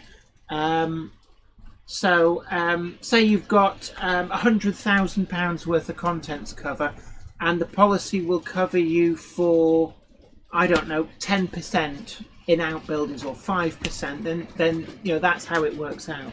Yeah, it's not exactly. It's not exactly covering everything because they're in a more risky position, basically. Potentially, but you can secure an outbuilding. Oh yeah. Well, we did. The only reason we got into the shed the second time was because they dismantled the door. Yeah, but after that, I rebuilt the shed. I put a metal cage inside it and everything. Right. Apparently, to go back to the comments on the Class 42s, the two surviving Class 42s are Greyhound and Onslaught. So thank you very much to Southern Train Girl for that. Philip Page says, I was at the West Lancashire Light Railway yesterday. Brilliant. I feel really gutted, actually, because I got an invite to go to an event over the weekend. I was going to say it's Apedale Light Railway. And I forgot about it on the Saturday. Could have gone, but forgot about it. And then on the Sunday, I had to wait in. So when I was politely reminded that I'd been invited, are you coming? It's like, I'm waiting for somebody to turn up, so I couldn't come, and I felt quite bad about that. But I do hear it's been a really good, a good event. Oh my goodness! Timbersurf says a guy on Facebook recently got his shed hit by lightning. His insurance said they'll pay for the shed, but not for the contents. What did he keep in the shed? Was that his model railway? I don't know, but my goodness, getting hit by lightning! My goodness. How much damage would that do? It depends. It all depends on multiple factors. That is deeply unlucky. Keep talking, I've got my mouth on. Everyone's saying, yeah, lightning counts as an act of God. Essentially, it's something that you can't protect against. It's a random event. So, yeah. But so does that mean that the insurance company just laughs at you and goes, not paying out? No, they've said that they'll pay for the shed, but not for the contents. Why not? I don't know. I'd have to see the terms of the contract. Yeah, that would be one to check the contract very carefully, because my experience, not always, but my experience in the past, I remember when my parents got burgled, had to fight with the insurance company to get various bits and pieces replaced because they were being stingy. So my experience is you really have to fight. Oh, and do you remember when somebody ran into the back of the Volvo, bent the tow bar, and they tried to write my car off because they said that the cost of repairing the tow bar was more than the car was worth. So I then was so bad. Yeah, and basically they took it to the little hooky little the cushy little garage that was like basically eyed up the car and went, oh, we could make £2,000 in spare parts if we basically pull this person's car apart after we've give you £100 because that's all it's worth, and then make £2,000 parting it out. Yeah. And I then took it to Indispension, which certainly in Bolton, they're a trailer and tow bar specialist. I got a quote from them, which was a fraction of what this other place had quoted to replace the tow bar. So I went back to the insurance company and went, you're being ripped off because there's no way you're going to write off my car. Because if I took the tow bar off, the rest of the car is untouched. It's only the tow bar that's broken. Yeah. And anyway, I've got a quote from this place. So I ended up I did get the new tow bar on the insurance, and everything was hunky-dory. But sometimes you do have to fight, because sometimes, not always, but sometimes, they don't necessarily have your best interests at heart. Yeah, Naive Gage says the purpose of insurance is to protect against random events. Not necessarily. The majority of insurance, especially for houses, is to protect against accidental damage and break-ins. Oh, somebody says here, Richard Swiderski says, TARDIS behind signal behind the Land Rover, or is that... No, that was over there, when it was still over there. Oh, God. Jen, you're about half an hour behind. All right. I'm Who going had to... half an hour, guys, on the betting? Right. One final comment now before I flick through, and like I always say, if I miss out a comment or a question, it's not because I'm ignoring you. It's just because the comments come in so quickly. So one last comment before I flick to get up to date. Hi Les, nice to see you. Hi to you, Les, as well. But very quickly, Tony Wright says the Yeovil Railway Group has limited edition Daypole box fans with local company names on, for example, Bradford Building Supplies. And certainly, yeah, it's a really great way that you can help out a preserved railway or a loco group, something like that, and have something to show for it. So it's a win-win situation. Right. Let's have a look. Right. So Kaylee Moss says, I need more subscribers on my channel. Who doesn't? Please, I'm new. Also, can I get a shout out? Okay, so a big shout out to Kaylee Moss. Gonads 1259, insurance biggest rip-off going. Until you need to claim on it, and then it's an absolute godsend. I would say it's not the biggest. It can be a rip-off, and certainly a lot of people would say that it feels like it. But the biggest rip-off going, I would say, is a lottery. Because it's like basically a case of, hey, give me loads of money, and occasionally I'll tell you that you're lucky, and I'll give you a little bit of it back. Yeah, we'll give you a little bit of your money back. What's that, casinos? Yeah.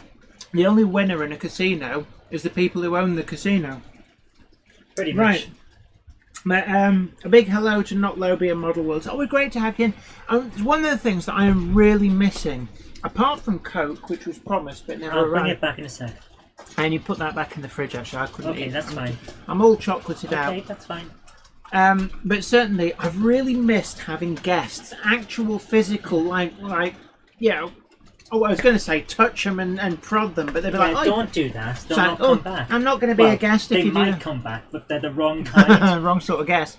I've really missed guests, and you know, it's what, March when we last had a guest. I know, it's so long. So, and it was like a regular feature of the Monday Club. I never flew solo.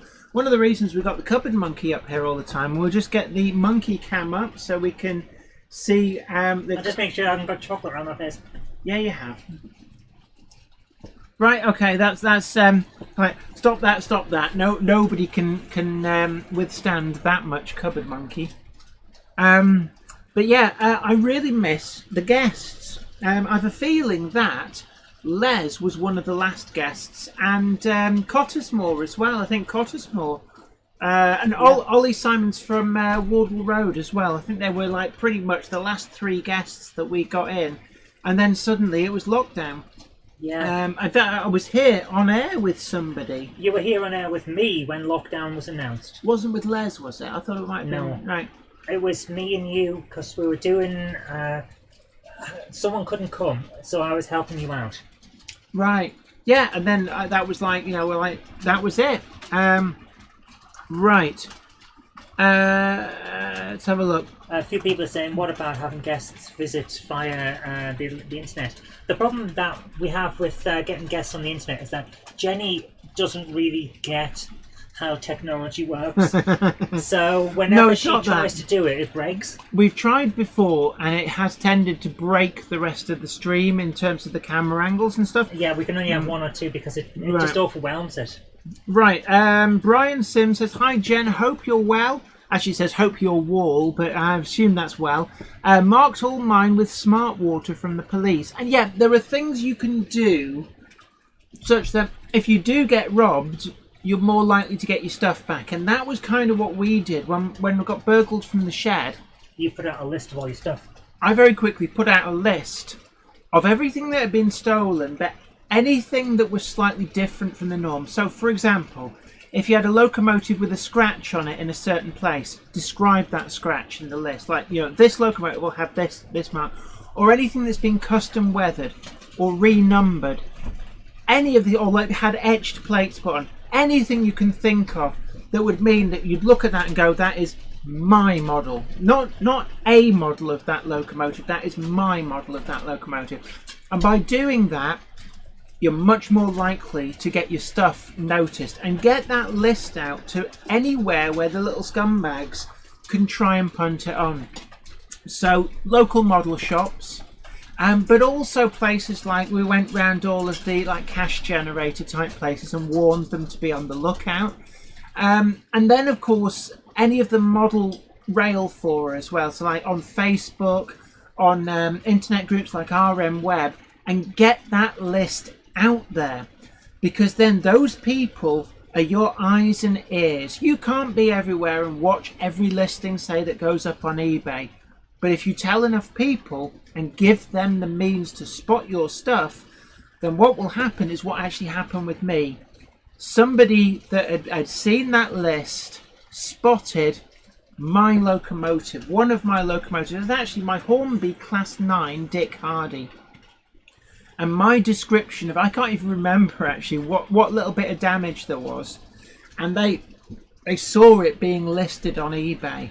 And that was how my collection got spotted. And if I hadn't got that information out there, those items would have got listed on eBay and just disappeared. So it's ever so important to be ahead of the curve and get a list of what's been stolen, but anything that marks them out and makes them obviously yours. Right. Rule 1 oh, thank you very much. What are you having? Rule 1 model railway says just past 666 subs today. I'm being very careful about what I do. Yeah, but you could, on the other hand, neighbour of the beast. Yeah, no, 667 is the neighbour of the beast. Yes, get that beast off my lawn. Get off my land. Well done. I mean, it is getting harder and harder to build a YouTube channel from scratch these days, and I do sympathise so much with people. They say, what can I do to grow my channel? And a lot of it is perseverance, quite frankly, and there's a great deal of luck in. Straight down the gap. Talking about lucky. What's wrong? Just like broadcasting, according to Anthony 1956, Jenny is the on-air personality, Zoe is station engineer. Yeah, it's like you're Ros Doyle and I'm Fraser Crane. Essentially. Hello, I'm listening. No, you're not. You're talking. And he says he knows from years of experience that it can be hard to announce and produce at the same time. It is. Your focus can't be on it. It's just how it is. Yeah, and it's like they published all the BBC Pay things, and on there was Steve Wright, and I remember Steve Wright acknowledging all the other people that work on his show on Radio 2, and there's about 12 people.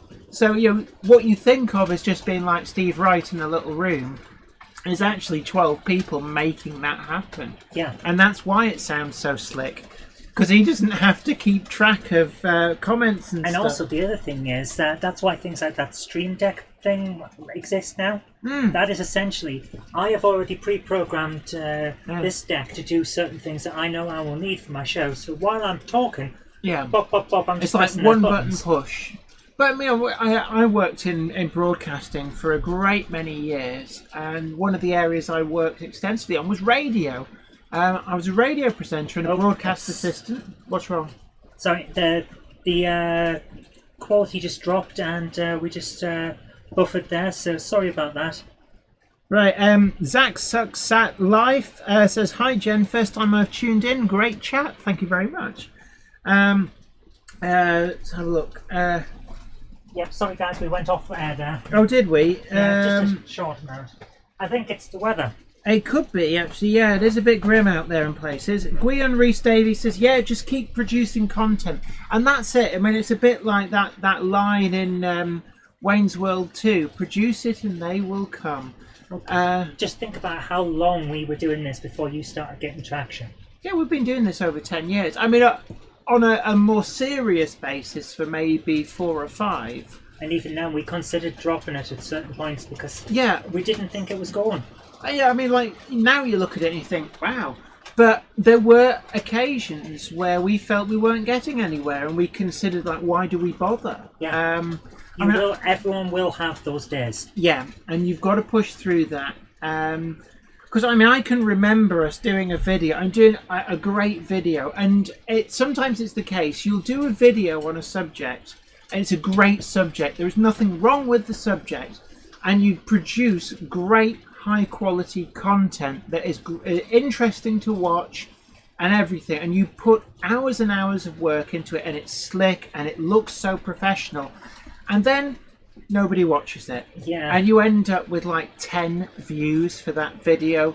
And that can be quite disheartening. You think, why have I bothered?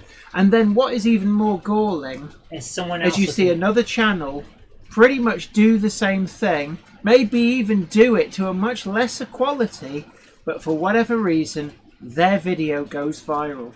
And that as well can be very demoralizing when you think, why didn't my video go viral? I did it better and I did it first, and yet they're the one getting all the glory. But the thing you've got to remember in that kind of situation is the actual quality of the video doesn't matter. No one knows how good or how bad it is because they didn't watch it. Yeah. So never think I've wasted my time. Always think, well, that was good practice for the next one. Yeah, and then you reach a point where I am now, and what's interesting is when I look at the stats on my channel, right? So let's just peek behind the curtain here. Don't go too into detail because most people aren't interested. No, for anybody with a YouTube channel, it's certainly when I was building up the channel. The bigger channels never let on any secrets. It almost felt like they'd gone, well, we're up here, so we're going to just pull that ladder up, make sure you can't join us. And that was always very infuriating. But what I found is, those videos where you get disheartened because you've put all that time and effort in, and it's a great video and nobody watches it. In time, you move on, you do more videos, and then suddenly something clicks and it starts to build up. And then you look back, and I've actually found that people start to discover that older content. Yep. And I've had some of those videos. Oh, excuse me. There's a lot of gas in. The beverage of choice is Diet Coke, by the way. So just. But you look back at some of those videos, and people kind of discover them.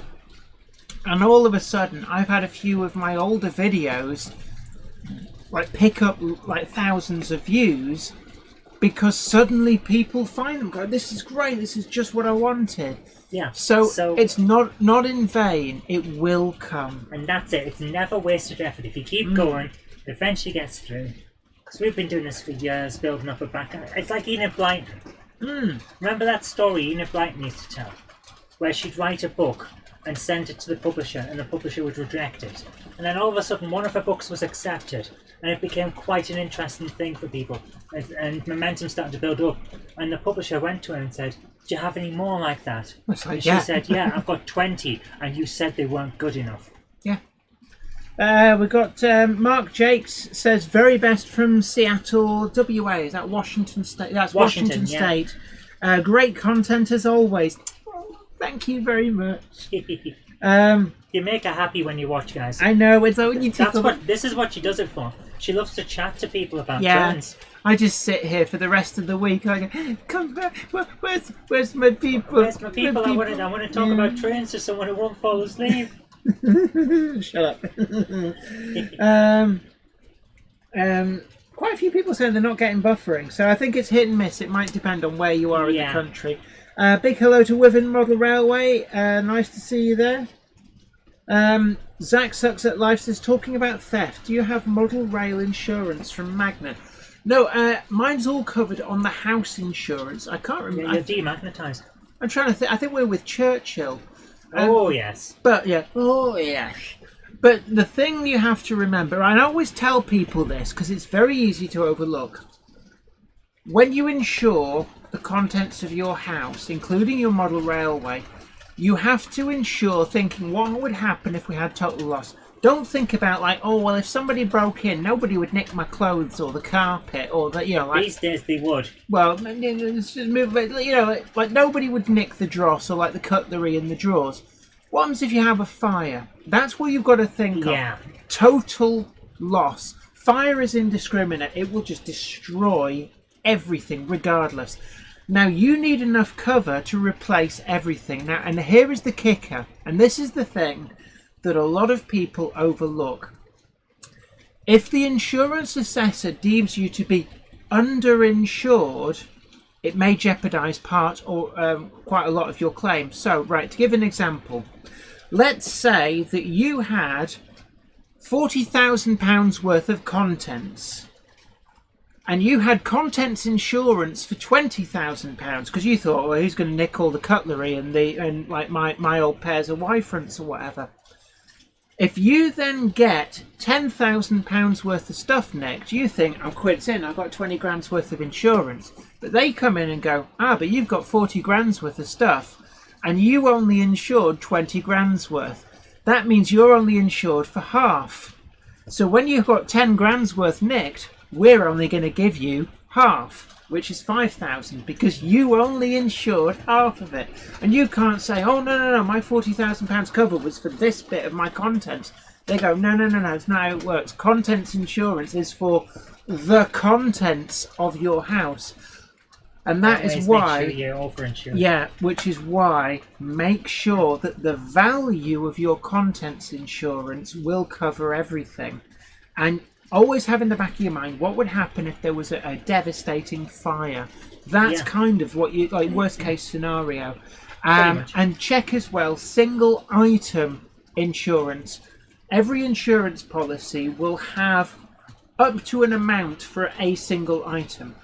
Now, to give you an example, I think on our policy, a single item can be worth up to £1,500 before you have to specifically name it and say, we have this and it's worth this much, and then you effectively have to pay extra to insure that. So a good example of that might be, say you've got an original oil painting and it's worth £3,000.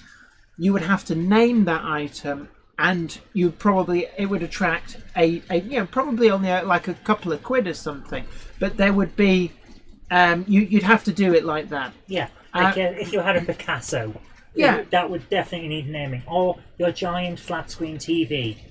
But here's the good thing, right? A model railway is not one item, so you're not insuring like say a £20,000 worth of model railway equipment. As long as and I checked this with the insurance company, they said as long as no single item is worth over that 1,500, then it just comes under the nebulous term of the contents of your house. And do check with your insurance. Just make sure not all insurance policies are the same, but we've kind of gone into I feel like I'm Martin. Sometimes this has to be said though, because and this is stuff they don't tell you at school, and why isn't there a life there's a skills soapbox lesson? The cupboard monkey's on a soapbox now, but it's true. Education and children's issues were my thing when I was in politics. But the thing is, this is like, I feel all Martin Lewis money-saving expert here, but it's true. There's some very important things here, which I'm guessing there's probably a few people in the chat room going, oh, I never thought of that. And that's why we do it. It's the same with every other part of the show. People see something or hear something and say, oh, I never thought of that. And the problem is, the point that you realise it's often too late. Yes. Right, anyway. Thank you very much. Daz1977 says, remember to like and subscribe to Jenny. Yeah, everyone's saying insurance, it's an important issue. Very much. And it's the same with any hobby. Maybe we should actually do a special video on that. Model railways and insurance. Yeah. Are you protected or something like that? Yeah, and here's something else that Patrick Furlong's brought up. He said his computer collection is photographed.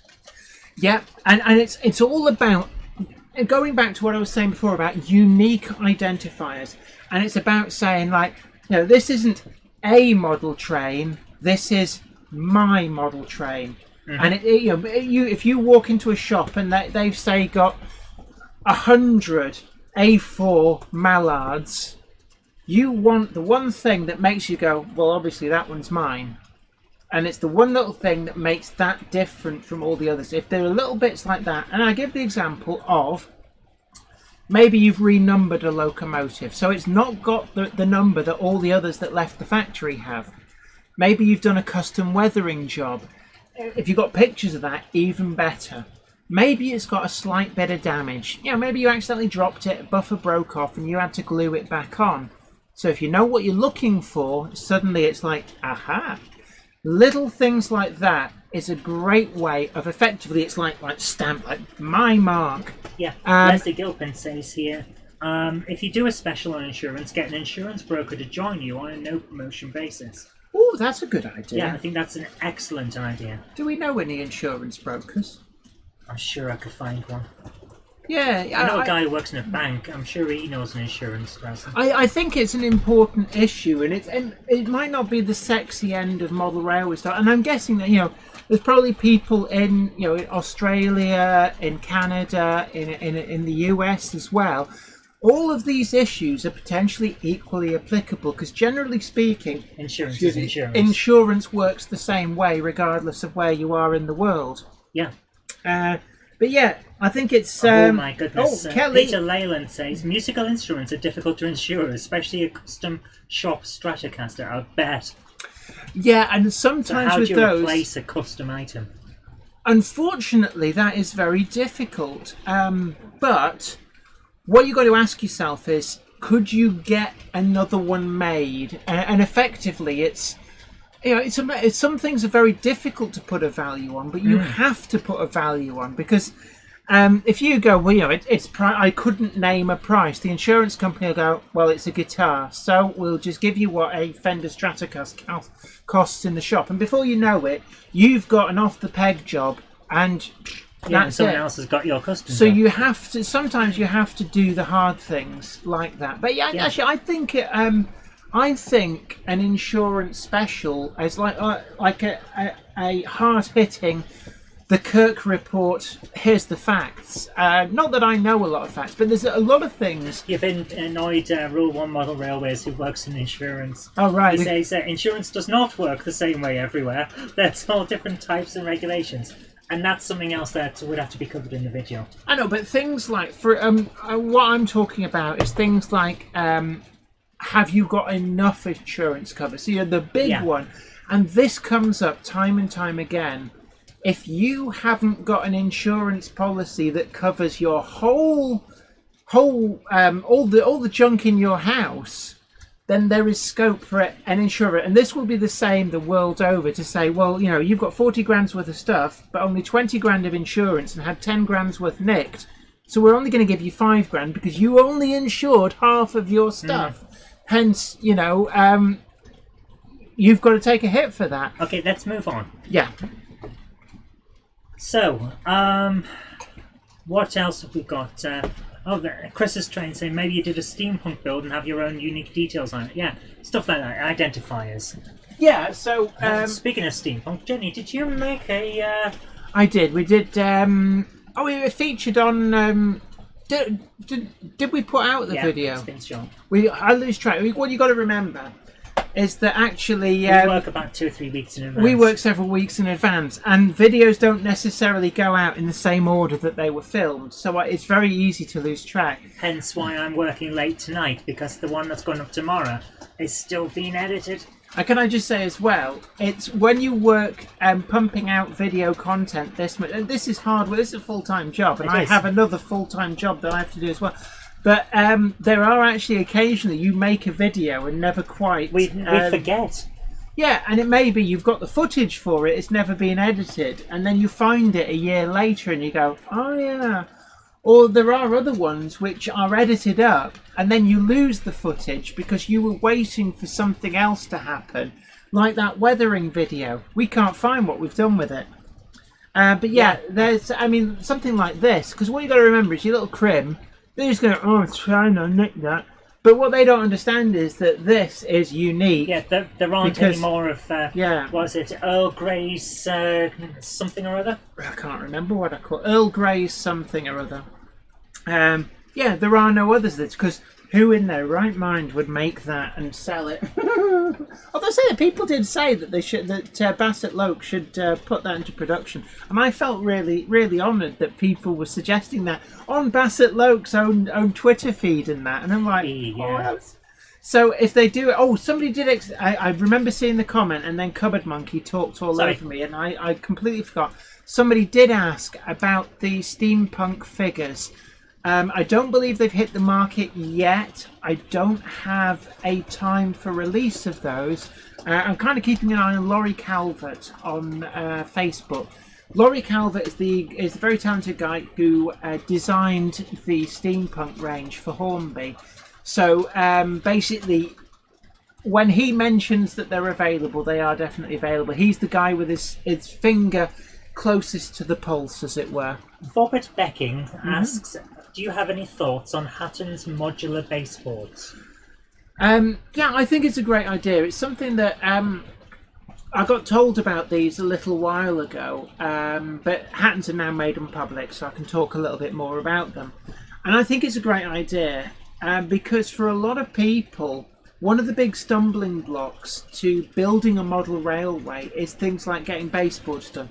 Not everybody's great at woodworking. I think a lot of people want to get straight on into the fun, the creative side of things. You needing some more air over there, Cupboard Monkey? I'll be fine, don't worry. Fine. So essentially, this gets you to a stage where you can move on to the fun stuff, and you don't have to worry about, like, is my woodworking up to scratch? Is it strong enough? Is it going to collapse? Is it going to bend? Because all of that's taken care of. So I do think it's a great idea. It's safe to say as well that these are coming in at more competitively priced than a lot of the other custom baseboard manufacturers that are out there, have been out there for a long time. But they're also not the only option. As I've said before, I've got a product on loan for review. Enwins 3D are bringing out a product, the 4x1, which again is a similar kind of idea, but they take it.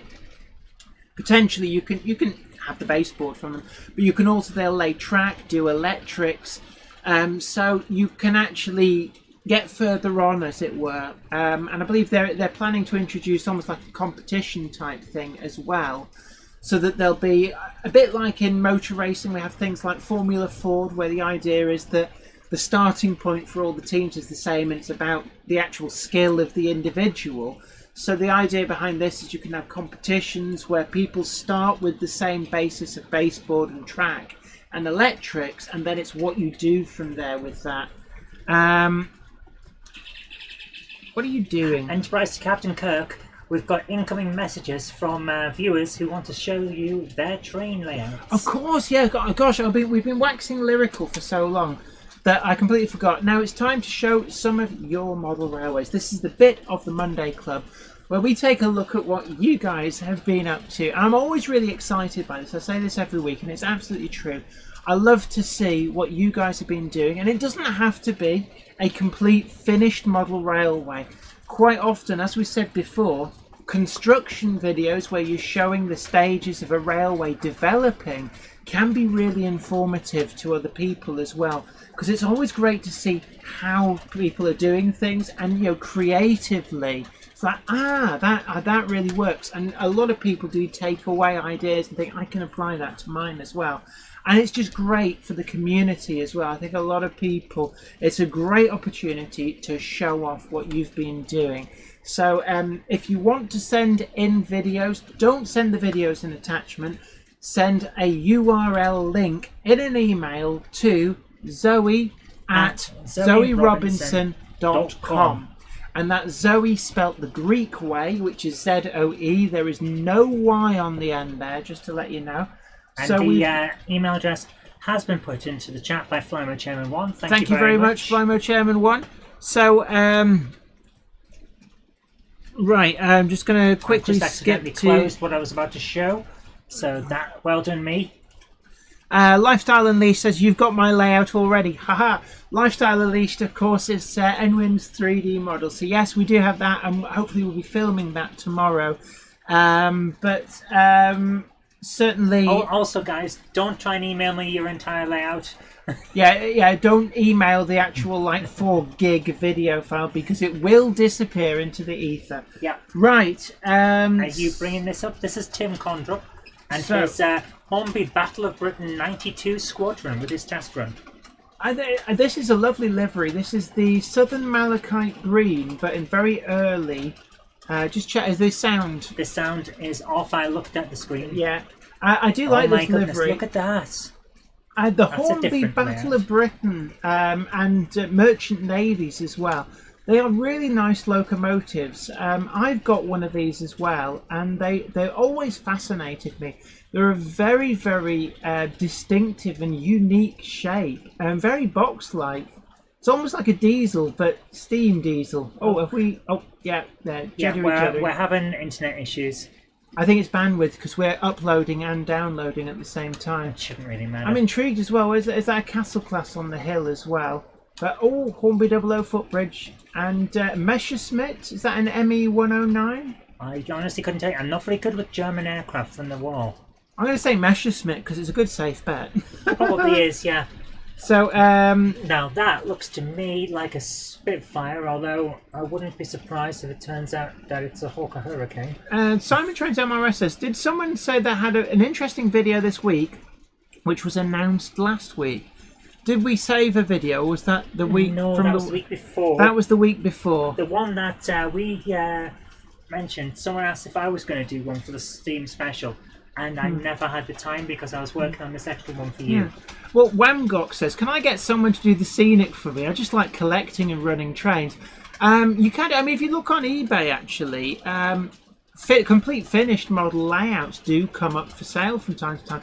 And as luck would have it, I'm currently considering selling my exhibition layout. It's a shunting layout designed specifically to fit in my car. So eminently transportable, but really it just never gets used. And I'm thinking, before I consider breaking it up for the parts therein, offering it for sale. You're going to love this. Everyone's saying, yep, it's a Messerschmitt BF 109E. Whoa, did I call it correct? It's a Spitfire. Wow, so I actually correctly identified a Messerschmitt there. Yes. So, really nice. And all it took was a close-up shot of it. Well done. I'm suspecting there's a narration which we're not hearing on this. I'm going to jump forward because the title suggested we're going to get a run of it. Right. So let's move on to the run. I mean, it's a lovely model. It really is. And if guys, if you want to see the full video with the actual narration that goes with this, then have we got the link to share? I will put it into the. We will put the link into the description, but I'm actually looking. Just jumping forward because there we I've go. Jumped too far. Yes, you have. And we've got one here. Gernad's 1259 says Hawker Hurricane shot down more enemy planes in World War II than the Spitfire. He's absolutely right, and that's why actually I prefer the Hawker Hurricane. It pulled its weight. Yeah. I mean, it's a lovely loco. That, and actually, I've spotted a couple of others you got in the layout there. The Great Northern and Southern Railway pannier tank from the Railway Children. Oh, we've had a derailment. Everyone has that problem. Always the moment the camera starts. Yeah, you point a camera at it, that's what happens. But they are great models, actually. With the it'll be the Hornby 5-pole motor. And they are lovely locos. The DCC socket on those is actually in the locomotive. And because of the big boxy shape of the locomotive, there is actually plenty of room to DCC fit it. Okay, we're going to move on. So if you want to jump back to a random shot, Jen. Oh, right, yes. So, and I will set up for the next one. And actually, at the moment, you'll see the Class 71 coming in. I did mention at the beginning, this was my proof of concept, test fitting the DCC Concepts shuttle unit. Now, we're going to be doing a video. Oh, excuse me. We probably won't get to film this until next week at the earliest. Now that I've got that working, I'm going to be doing a test of 2 different systems. The DCC Concepts system and the Train-O-Matic one as well, because Train-O-Matic did send me over the modules to be able to do it. And I'm going to be fitting them to Weir Yard. And it's actually, it does open up a lot of possibilities in terms of automating stuff running around that doesn't actually need to have a full circuit of track. Ooh. Unboxing and running something for Jenny's Monday Club Steamy Special. This is from Shanghai 264359. So, Take it away, babe. Okay, we have brought up the video. So this is our next one, and thank you very much, Shanghai. This should be interesting. And he's done the right thing of crossing out his address on the label, which we almost forgot in one video. Yeah, actually, I think you recorded a bit, and then we had to redo it. It's like, yes. Oh, what's in the box? Like, What's in the box? Oh, it's from Rails of address. Sheffield. That's a Rails of Sheffield. Is this a terrier? Perhaps a terrier? Jen can spot a terrier in 1,000 paces. Oh, wow. Yeah, SECR green. That is actually, that's the livery that Rails of Sheffield said to me. They said that it really was beautiful. So it's a lovely model. It'll be alright. Did that fix okay? Should be right. It's a push fit. That's an interesting design, actually. I daren't actually give it a pull. The buffers on mine, I've got a terrier here, a Rails terrier. Oh, that is a shame, but a glue. But easily glued back on. But, in this day and age, you shouldn't have to. Firebox Glow. You can turn it off on DCC. It is on one of the auxiliary functions. It is nice, yeah. Oh, it's a... Look at that, the firebox. Yeah. That is so good. They are lovely locos. I really do have a soft spot for the terriers. And the Rails one, I've been promised... Rails of Sheffield have said that they're going to let me review the sound-fitted ones as soon as they start coming through from Dapol. And I'm really looking forward to that, because for me, the sound-fitted models... That's kind of like the big, unique selling point of the Rails Dapol Terrier, is how easily they can be fitted with sound. Oh my goodness, look at that. It just looks so good. That layout looks real. Yeah, I do love this layout. This is the one with the controller disguised as a factory, isn't it? Yeah. I always like to see this one. That is a lovely loco.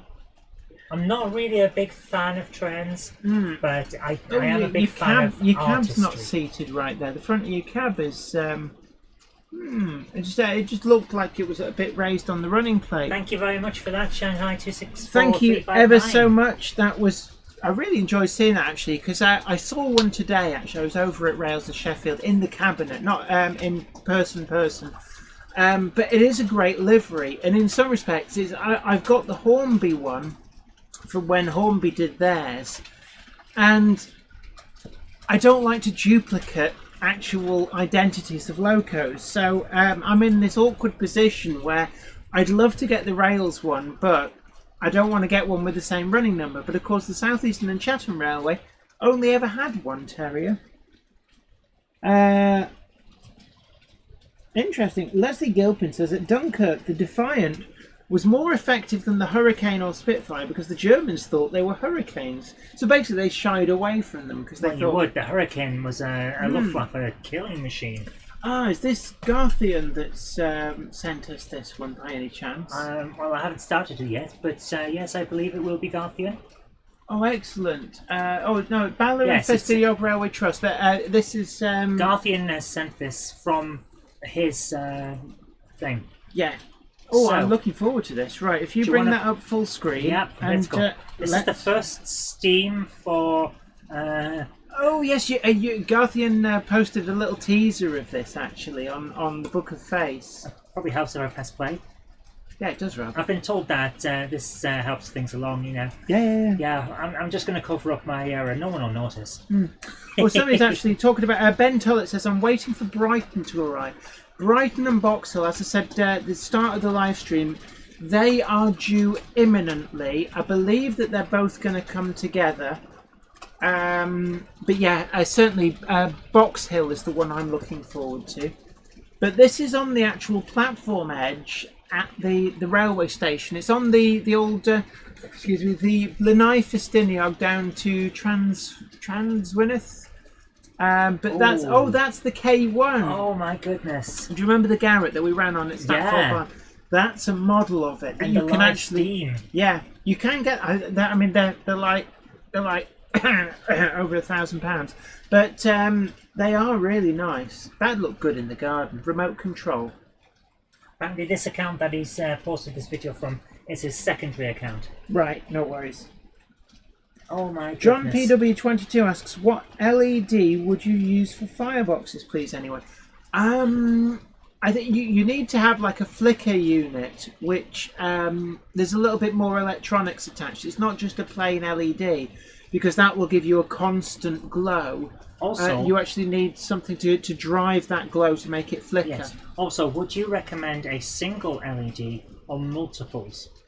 I would say you probably get a better effect with three or four, but it then becomes a space issue, and also you've got to bear in mind the current draw as well, because I forget how much the auxiliary outputs from a DCC decoder say draw, but it may not necessarily be enough to drive a huge amount. The K1 Garrett, is that a Roundhouse Engineering one? I'm just there we go. Jumping to where it's moving. That's it. Wow, and the way it picks up speed. Oh my goodness. Garthian says that Transfinith Lakeside, we spent a weekend clearing the site and ran my K1 on the Monday evening as a special for the first steam here since the 60s. That is amazing. And so is the actual track still there at Lakeside? I can't remember if that's before or after the actual nuclear fuel transfer point. Wow, that must be a heavy machine because it's bending the track as it goes past. It's a Curacraft model. Right, I'm with you. Belmont Junction says, great videos. Okay, got to go. Good night, Jenny and Zoe, and good night, everyone else. Well, look, it's been great having your company, and hopefully we'll see you again next week. Usual bad time, usual bad place. But yeah, that is here it comes again. It's a wonderful looking thing. So how big is this thing? Because that's what... Well, the model. Yeah, is it O gauge, G scale, what? Well, it'll be running on either G45 or SN32 track, which is effectively either O gauge track or gauge 1 track, but it's narrow gauge, so it's slightly different scale. Right, because it does look like a big boy, but then again, the camera can be a bit tricky in that respect. It's a lovely model. I saw these at the Peterborough Garden Railway show. I shouldn't say it looks like a big boy, because that's a type of locomotive, isn't it? Yeah, it looks nothing like a big boy. It looks like a K1 Garrett. But yeah, this is really nice. I do love that model. I dread to think how much they cost. Yeah. But Map the Dragon Railway says that the Garrett is absolutely amazing. It's a wonderful machine. I don't think you're getting one out of pocket money, Jen. Yeah. Garthian says the nuclear transshipment point was at the old Lakeside Halt, now owned by Nuclear Decommissioning Agency.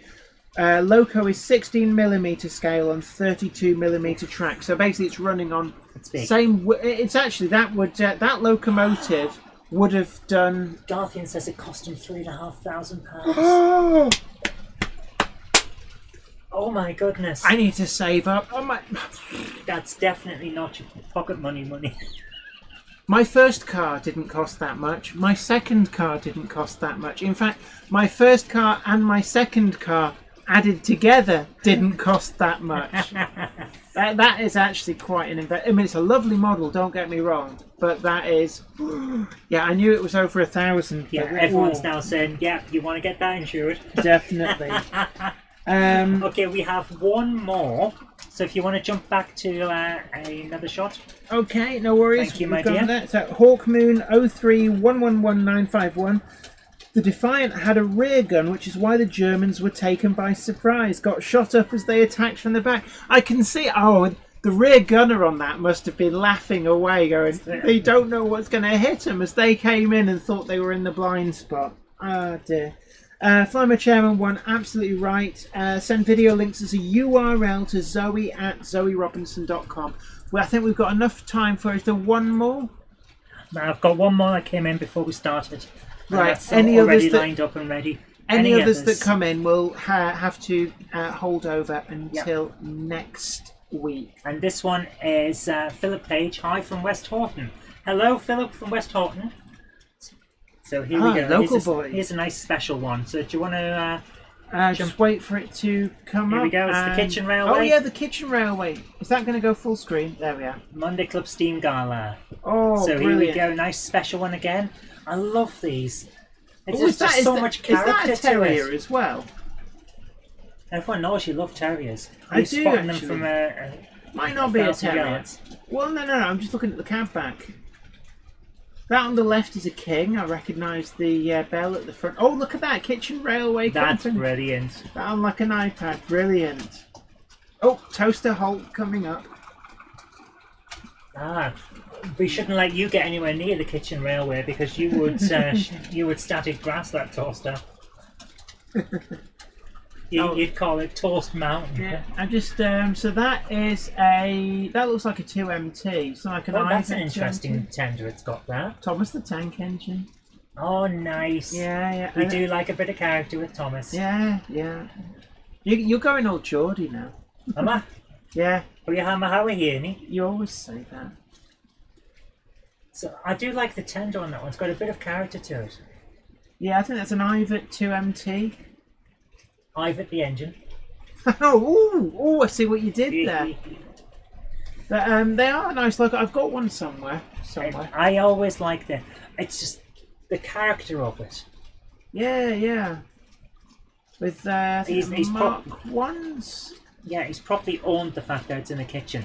Yeah. And made it part of it. Yeah. Richard Swiderski says, where does he have his dinner? In the model train room. Past the salt. Choo-choo. Yeah. I'm curious, did you put it away between meals? I do wonder, but some of the electrics are wired in on those little plugs on the side. Yeah, I did notice that actually, yeah. Sure, is this a schools class or an N class? Gonad's 1259 has spotted something with my accent. Zoe, do you say Howe or Howe? Well, I'm now you're thinking about I'm it. a Dunelmian rather than a Geordie, so I won't say it the same way that a Geordie would, because my accent isn't actually Geordie, it's Dunelmian. And that's so King Howe. I would say it with an O instead of an A. Oh, right. So, yeah. And everyone's spotting the TARDIS in the kitchen railway. Yep, it's in disguise. It's disguised as a different kind of police box. Travelled all the way. Mike and Superdom Junction says, looks good, Steamy's with the kettle. Yep. And John Slade says, I do like this video. Donegal Dad had to come inside to the fire, too cold out in the shed. This time of year it can get quite cold. That's one thing I don't miss from when I had my layout in the shed, was how cold it could get. You go out there, you'd see your breath curl in the air. The first few, remember the chats before the Monday Club where you did the Q&As? Yeah, it was literally shed chat. Yeah, shed chat. And you were sat in the shed with your coat on. Yeah, freezing cold. And I can remember one winter when I was building the layout out there, the water that I was cleaning my paintbrushes in froze. And I pulled my paintbrush out and it was like a lollipop. A slightly dirty paint-coloured lollipop. Well, just don't lick it. I had no intention of. So that has been a lovely layout. Do you want to jump back now, John? Yeah, absolutely. So thank you so much for sending in that one, Philip. That's been wonderful. It's been absolutely great. Mark Wilson says, good night, railway friends. See you next week. Mid-Ucks. Yep. No worries. And Angus's Trains, big hello to you. I know that the time difference at the moment is awkward, so we get Angus just as we're finishing. Pretty much. But it's great to see you, Angus. How are you doing? And obviously, anybody who's missed any of the live stream tonight can catch up watching it. It goes up as an ordinary video on YouTube. Don't forget to like, share, subscribe. Sharing is caring. If you get us out there on social media as well, let as many people as you know that the Monday Club is very welcoming of everybody. Absolutely, everyone's welcome to join in. Definitely. And do we have anything else tonight? Because that is all we've got for the videos. If any more have been sent in, I will catch them next week because we can only do so many. I think people are suggesting a theme. Somebody, Map the Dragon Railway says Terrier Fest. Oh, we'd love the Terrier Fest. We could do You a love your terriers. Yeah, I do. I mean, let's see, how many have I got? I've got 200. There's one there. 2, 3, 4, 5, 6. Philip says, thanks for showing my video. You're very welcome. Absolutely welcome. Yeah, maybe we could do a Terrier Fest next week. If that's what you want to do. We could do. I mean, they'd be quite short trains because obviously the Terrier can't pull huge amounts. But we could go for a Terrier Fest. Somebody's going to have to remind me because otherwise I'll forget. And people go, Terriers? And I'd be like, oh yeah, I did say that. Everyone else in #Terrier Fest. No worries. Yeah, I think I quite like these themes. Yeah. And it's one of the things that we'll bring you the breaking news as it comes. We've shared with you a few of the bits and pieces. One more question. Ben Davis says, sorry Jennifer, I missed it earlier. What was the news on the Hornby steampunk passengers? Hornby steampunk passengers, I have not heard a release date yet. I would guess that they're imminent. I believe that Hornby are sending me some for review. I've been talking to the person in charge of the Bassett Loke side of the business, and they're quite keen to get awareness of the models out. As I understand it, they've not been released yet. If you check on Facebook, a guy called Laurie Calvert, he's the guy who actually designed all the models for Hornby, and it's actually one of the miniature figures is him because he got scanned in a steampunk outfit. Keep an eye on his Facebook page, because when they are in the shops, the moment that they turn up in the shops, he will be mentioning that. So I haven't received them yet. I don't believe they're currently for sale, but they should be imminent. That's what I know about them at the moment.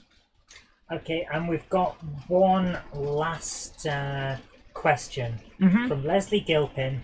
Did terriers go to barking? Go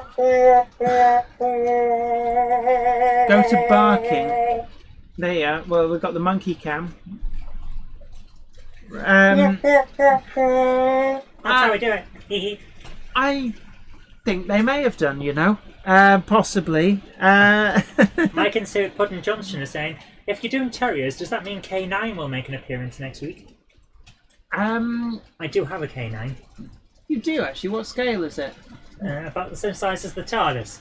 Okay, well, maybe. Giant. Well, there you are. Maybe for Terrier Fest 2020, we'll use K9 instead of the TARDIS for hunt the thingy. That's amazing, isn't it? Right, basically, we've got a train that's nearly a full circuit, and I managed to pick the one view where it's not actually just coming into view. Everyone's behind Spot the K9, and they're also saying TARDIS in the wagon. I can't remember which wagon I put it in. Oh, sorry, I didn't put it in any. The Doctor landed in it. Is it in this big long train somewhere? I honestly can't remember. The cupboard monkey can't remember where she helped the Doctor to materialise his TARDIS. Being one of them. Anyway, it's been absolutely an honour to have you guys here in the stream. And I know we do overrun a lot, but it's because we enjoy it. Look, you take care, everyone. We've got a great video coming out tomorrow. Because Rails have asked us to do a video on this, we're kind of putting it out to their timescale. So we're going to be doing the review of the Helgen Manning Wardle coming out tomorrow instead of Wednesday. So it is the Wednesday video, but brought forward a day. And that's because they've got a massive promotion on with those. The cheapest price I have seen them anywhere, £139, if that is something that interests you. Friday, we've got the start of our project build, new project, new model railway. This is a self-contained 009 exhibition style layout, and we've got the first video on that covering baseboard construction. But until next time, you guys take absolutely great care of yourself. It's been an honour to hang out with you. Stay safe and happy modelling. Bye for now. Do you want to beam up, Captain Kirk? What's that, Scotty? Oh, you're saying the reception's better if I stand over here? Okay.